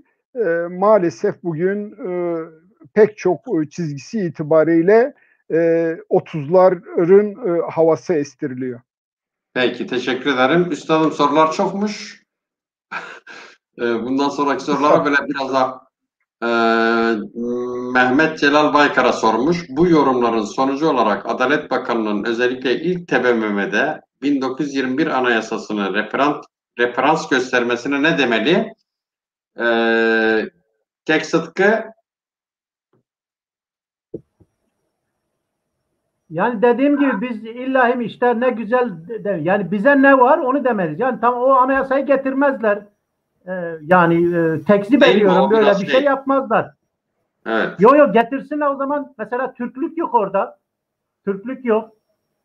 İyi Yani olur getirsin. vazgeçiyorlarsa nur ala nur olur. Bizim kabulümüzdür. Evet. Bizim kabulümüzdür. Kek Sedat. Yani doğrusu konuşmamda da söyledim, tam olarak bununla söylenmek istenen yeniden bir gerçek konsensus arayışıysa ne ala? Kek Sıtkı'nın dediği gibi orada Türkiye'lilik vurgusu var, Anadolu vurgusu var. Yine illerin taşranın, yerel yönetimlerin çok geniş bir şekilde yetkilendirildiği, hatta bunun bir parçası olarak parlamentoda Kürt özerkliğinin oy birliğiyle kabul edildiği ve sonradan bütün o tutanakların yasaklandığı, ortadan kaldığı, onlarca yıl ulaşılamadığı bir yönetim sistemi var. Bu vurgu bu açıdan önemli. Dolayısıyla hani bu tartışmalar yapılırken Kürtler her ihtimale hazırlıklı olarak, çünkü anladığım kadarıyla belki de cin şişeden çıktı, isteyerek manipüle etme amaçlı da olsa, yani hayat bazı kavramların pasını siliyor ve o kavramları yeniden toplum gündemine taşıyor. Dolayısıyla 1921 Anayasası bir kez daha 100 yıl sonra bu toplumun gündemine bir şekilde taşınmış oldu. İyi tarafından bakmakta yarar var. Evet, teşekkür ederim. Reji, Keke Sıtkı, ABD yetkilisi Türkiye'nin NATO üyeliği semboliktir dedi. Siz ne dersiniz? Blinken Yani sözde bir de sözde ittifak yani, dedi değil mi? Öyle bir şey söyledi. Sözde ittifak dedi Türkiye için. Şunu demek istiyor. Yani patron benim. Diğerleri talidir. Şimdi nasıl Birleşmiş Milletler'de daimi üyeler varsa da NATO'da da asli üyeler vardır. Yani bu yazılması şart değil bunun. Asli üyeler kimdir? İngiltere'dir, ABD'dir. Belki biraz Fransa'dır. Çünkü Almanya'da yenilmiş bir devletti ve hala vasayet altında. ABD üsleri var Almanya'da. Gitmek istiyorlar. Almanya diyor gitme. Çünkü ben kendimi korumam gerekmiyor. Sen en büyük bekçisin. Şimdi siz kendinize koruma aldıktan sonra silah taşıma ihtiyacı da hissetmezsiniz değil mi? Şimdi Japonya'yı hem yıkan hem de ihya eden ABD'dir. Güney Kore'yi hem ikiye bölen hem de Güney'i ihya eden odur. Şimdi Amerika'nın böyle bir yapısı var. Rusya gibi değildir. Rusya gitti tüm Doğu Avrupa'yı rezil etti. Afganistan'ı işgal etti. Taş üstüne taş bırakmadı. Gittiği her yerde tahrip ediyor. Komünizm gitti, artık bir felsefe de satamıyor. Yani dünya görüşü bir doktrin satamıyor. Çin satamıyor. Satabilen sadece Batı'dır. Üretim yapan, zihinsel üretim. ABD'dir. Diyor ki ben demokrasi getiriyorum. Peki, teşekkür ederim. Ve getiriyor kendince bir şeyler. Yani teşekkür ederim. Evet. Evet, Reji. Mehdi Kurbani isimli arkadaşlar, Sayın Alkşen, Güney ve Rojava nasıl birlik oluşturabilir? Sayın konukları fikri nedir? Güney ve Rojava'da nasıl birlik sağlanabilir? Kısa cümlelerle. Bu birliğin ilkeleri daha önce atılmıştı. Ortak bir anlaşma metni çıkmıştı. Kaldı ki Kobani'de bunun pratiği de ortaya kondu. Kobani'nin kurtulmasında, DAEŞ'in oradan def edilmesinde bu birliğin tayin edici bir yapısı vardı. Ancak maalesef bazı ideolojik sert duruşlar bu birliğin oluşmasını engelliyor diye genel bir tespit yapabilirim. Evet. Peki Kek Sıtkı? Aynı soru efendim. İşte bu malumunuz mesela Doğu. Evet. Evet. Malumunuz hem Erbil hem de Duhok'ta bir anlaşma imzalandı. Bugün 6 yıl sonra aynı anlaşma gündemde. Yani hiçbir şey değişmiyor. İnsanlar zannediyor ki iki parti her şeyi bölüşecek kendi ara. Öyle değil. Diyoruz ki Güney gibi siyaset serbest olsun, hukuk olsun, Batı normlarında bir siyasi idari sistem olsun, işlesin. Yani ben nasıl Güney'e rahat gidebiliyorsam, mal can güvenliğim varsa acaba Rojava'da yok mu diyeceksiniz. Kardeşim muhalifsen seni tutuklayabiliyor. Mevzu bu. Özgür siyaset yok. Yani diyelim ki Afrin'de eğer Enekese'yle bir şey olsaydı, birlik olsaydı işin rengi değişik olurdu. Yani istese dahi birileri aleyhe konuşamazdı. Evet, teşekkür ederim. Ahmet Ok isimli arkadaş sormuş. İyi akşamlar. Sorum Sayın Sedat Yurttaş için gelecekte Evet. Rojava Kürdistan'ında sorun çözülecek mi? Yani öyle umut ediyorum. İşin doğrusu benim Ya da Kıbrıs gördüğüm, gibi demiş ama yani Kıbrıs gibi şey olur mu? benim gördüğüm tabii yani Türkiye'nin uzun süredir Kürtlere yönelik yürüttüğü bu bütün kazanımları bir şekilde yok etme politikası orada kısmen diyelim ki sonuç almış ve bunu da bir tür Kıbrıs'ta olduğu gibi süreklileştirmek için de bir çaba içerisinde. Nitekim en son sanırım bir üniversitenin orada fakültelerini kurmak üzere de bir yetki verildi. Zaten valiler var, kaymakamlar var, işte posta idaresi bilmem para tedavülü, Türk lirasının tedavülü var. Dolayısıyla yapmak istediği aslında bir anlamda orada kalıcılaşmayı hedefliyor.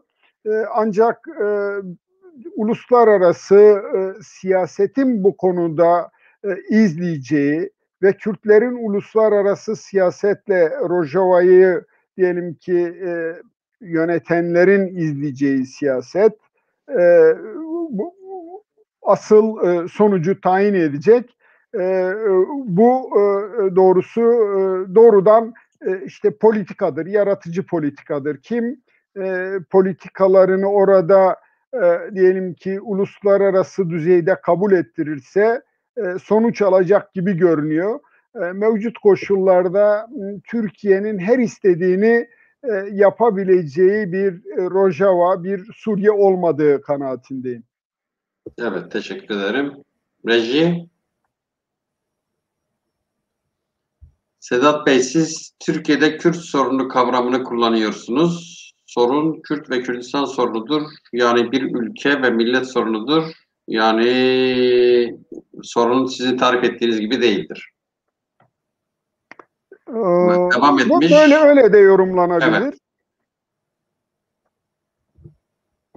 Evet. Efendim o Suriye meselesine ben katkı sunmak isterdim. Bilmiyorum. Peki, buyurun. Şimdi Suriye'de tezler yarışıyor orada. Bir tez Suriye'yi bu cihatçılardan kurtaracağız. Bir bütün kalacak. Suriye'yi bir bütün olarak. Bunu İran, Esad, Rusya ve apucular destekliyor. Bunu net söylememiz lazım ki halkımız anlasın. İkinci proje Suriye'nin ikiye bölünmesi. Ama Irak biçiminde yani tedrici olarak bugün hemen bağımsız bir Rojava değil. Bu da Amerika'nın tezidir ve General Mazlum Abdi'nin ve onu destekleyenlerin tezidir ve Kürtlerin tezidir. Yani Suriye iki millet var, başak millet. Başkaları da var, Ermeniler falan, onlar azınlık. Kürtler ve Araplar var. Yani federasyon, aynen Irak gibi ikiye bölünmesi en doğrusudur. Şimdi Türkiye diyor ki bölelim ama yarısı benim, yarısı Şam'ın. Onu elde edemeyeceği anlaşılıyor. Kürdistan'ın yarısını Rojava'nı işgal etti. Sünni Araplarla Alevileri ayıracak. Yani Şam ile İdlib ve daha kuzeyi ondan sonra Afrin'de işgal ederek orada demografiyle de oynayarak şu anda Türkiye bulunduğu yerden çıkmayacak kolay kolay. Yani olağanüstü ancak bir durum olacak. Haliyle Suriye üçe bölünmüş oluyor. Haliyle yani apucuların da oradaki Kürtleri, Mazlum Abdi'yi, YPG'yi rahat bırakması lazım. ABD hem Güney'i hem Rojava'yı hem Türkiye'yi uzlaştırıp o şekilde idare etmek istiyor. Yani Kürtler için savaşmayacağını söylediler. Ama Trump tüm Rojava'yı da Erdoğan'a verdi. Bunu bilelim. Sattı mı? Ne yaptıysa yaptı. Hepsini verdi. Önce dedi ki ya demişim aynı briefingler dinliyor demek ki Kürtler hakkında da cahil bir insandı. Fakat şansımız yeni yönetim Kürtler hakkında, Kürdistan hakkında o kadar cahil değil. Yani tarihi bir birikimi var. En azından coğrafyayı tanıyor, milletimizi tanıyor, taleplerimizi biliyorlar. Bu bir avantajdır. Ondan sonra ABD devleti taş koydu. Trump Rojava'nın yarısını Türkiye'ye verdi zaten. Fiilen de verdi. Askeri olarak da işgal etti. Yani Kürtler Suriye'de çok şey kaybettiler. Eğer bu akılsızlık olmasaydı, bu İrancılık, bu Esadçılık olmasaydı Kürtler orayı muhafaza ederdi. Türkiye'ye bir şekilde bağlardı. Yani bu hendek Bu 15 Eylül, Temmuz hepsi birbirine bağlantılı. Birileri dedi ki kardeşim sen Erdoğan'la anlaşma, biz zaten onu devireceğiz dediler, o gidicidir.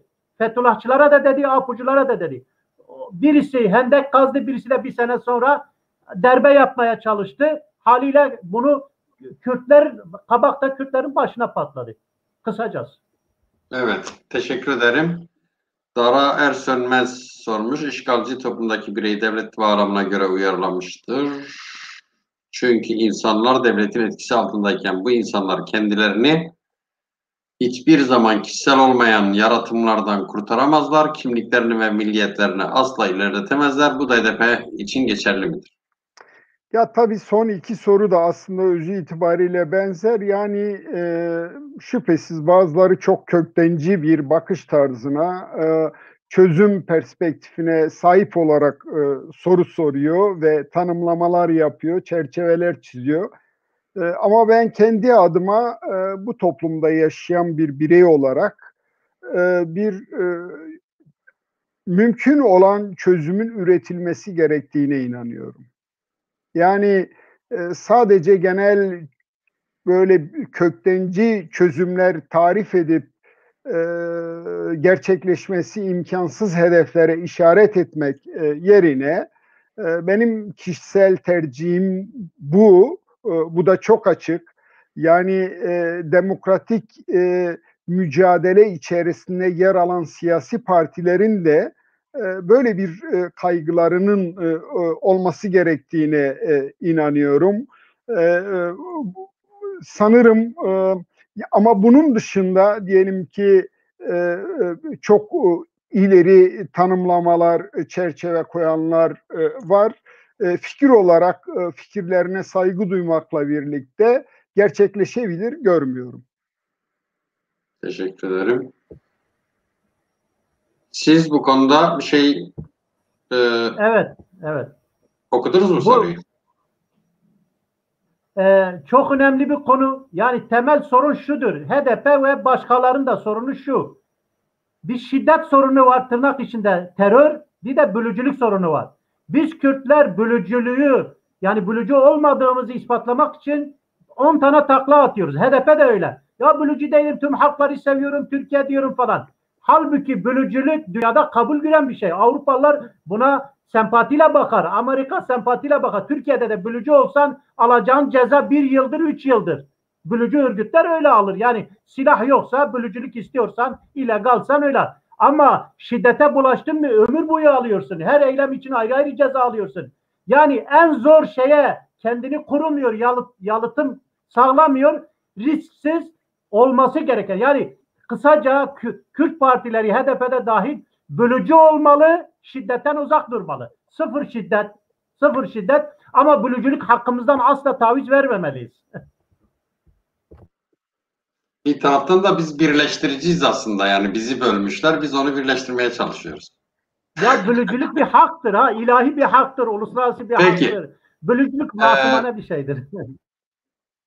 PKK Kürdistan isimli bir arkadaş sormuş. Kek Sıtkı devlet sen yoksun diyor. Var isen o zaman benim kölem olacaksın diyor. Bu devlet ile kendini nasıl idare edersin?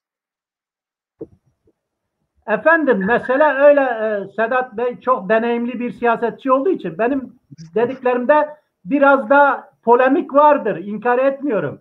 Yani siyasiler polemik yapar, siyasiler manipülasyon da yapar. Bilinçli yapıyoruz bunu. Dozajında ayarlıyoruz.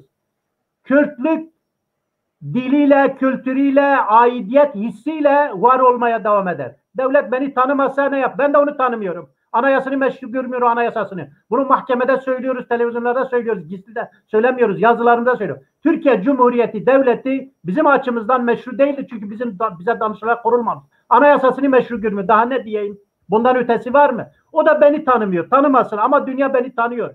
Artık şeyden çıktı diyor. Yani kutudan çıktı artık her neyse diyorlar. Yani Kürtlük artık kocaman mesela bir Kobani meselesi var yani. 2 ay boyunca tüm dünya medyası Kobani birinci haberdi. Orada bir milli birlik sağlandı.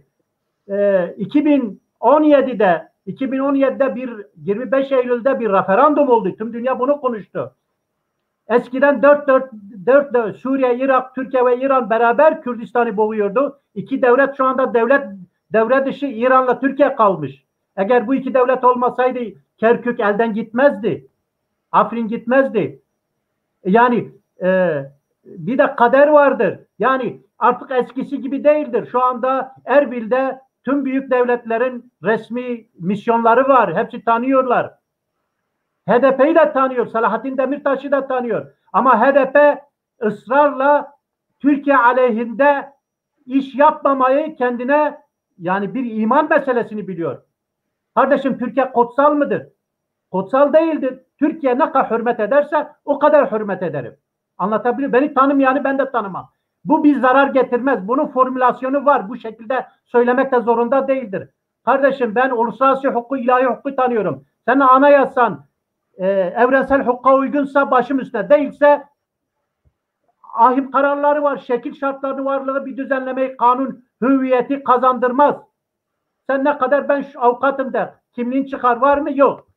Sen de hukuk devleti değilsin. Senin bu kanun düzenlemen beni bağlamaz diyebiliyoruz. Kürtler bunu yıllarca söylüyor. İdeolojik nedenlerle belli bir örgütün bakış açısıyla, cemaatin bakış açısıyla baktığınızda zarar ediyoruz. Benim her Kürt'e hürmetim var. Ama aykırı şeyler, şok tedavi dediğimizi yapmazsak uyanmazlar maalesef. Bak, formül söylüyorum. Bölücü ol, terörist olma diyorum. Tırnak içinde. Niye terörist oluyoruz, kendimizi zora sokuyoruz? Siz Avrupa'da yaşıyorsunuz değil mi? Gidip milletin niye camini kırıyorsun kardeşim? Medeni bir şekilde git izah et, lobi oluştur, çoluk çocuğunu okut, zengin ol. Bir şirket, zengin bir şirket bir devlet kadar güçlüdür. İsrail'i kuran bir ajanstı. Para topladılar, onunla toprak satın aldılar. Sen toprağın zaten var. Teşekkürler. Teşekkürler Kekstıkı. Fahri Kaya sormuş. Kuzeyde Kürt meşruiyeti kriminalize edilmiş, bloke edilmiştir. Nasıl sivil meşruiyeti tekrar güncellenebilir? Sorum Sedat Bey'e. Bence çok önemli bir soru. Aslında bütün bu gecenin tartışmasını özetleyen bir soru. Ve aslında aynı zamanda sivil toplumun görevini de tanımlayan bir soru. Yani yapılması gereken şey söze güvenmektir, sözün gücüne güvenmektir. Ve bu fırsattan, bu tartışma fırsatını değerlendirerek evet, bir araya gelmek, konuşmak, tartışmak ve sivil, demokratik, meşru zeminde görüş ve düşünce oluşturup kamuoyuyla paylaşmanın aslında dönemidir. Dolayısıyla bu kriminalize edilmiş Kürt meşruiyetini kriminalize olmaktan son derece uzak, demokratik, özgür düşüncenin normlarına uygun olarak dile getirmenin muhtemelen zamanı gelmiştir. Bu yüzden soruya da ve bu programı düzenleyen sizlere de teşekkür ediyorum. Ben teşekkür ederim. Sağ olun. Yeni bir soru yok galiba. Teşekkür ederiz. Evet, reji yok galiba değil mi? Teşekkür ederim. Sevgili seyirciler, programımızın sonuna geldik. Önümüzdeki birkaç hafta bu sorularla ve farklı konuklarla, farklı kesimlerden, kanaat önderlerinden, siyasetçilerden, bilim insanlarından, farklı eğilimlerden konuklarla karşınıza gelmeyi düşünüyoruz. Bu konuyu tartışmaya devam edeceğiz. İyi akşamlar, hoşça kalın. İyi akşamlar.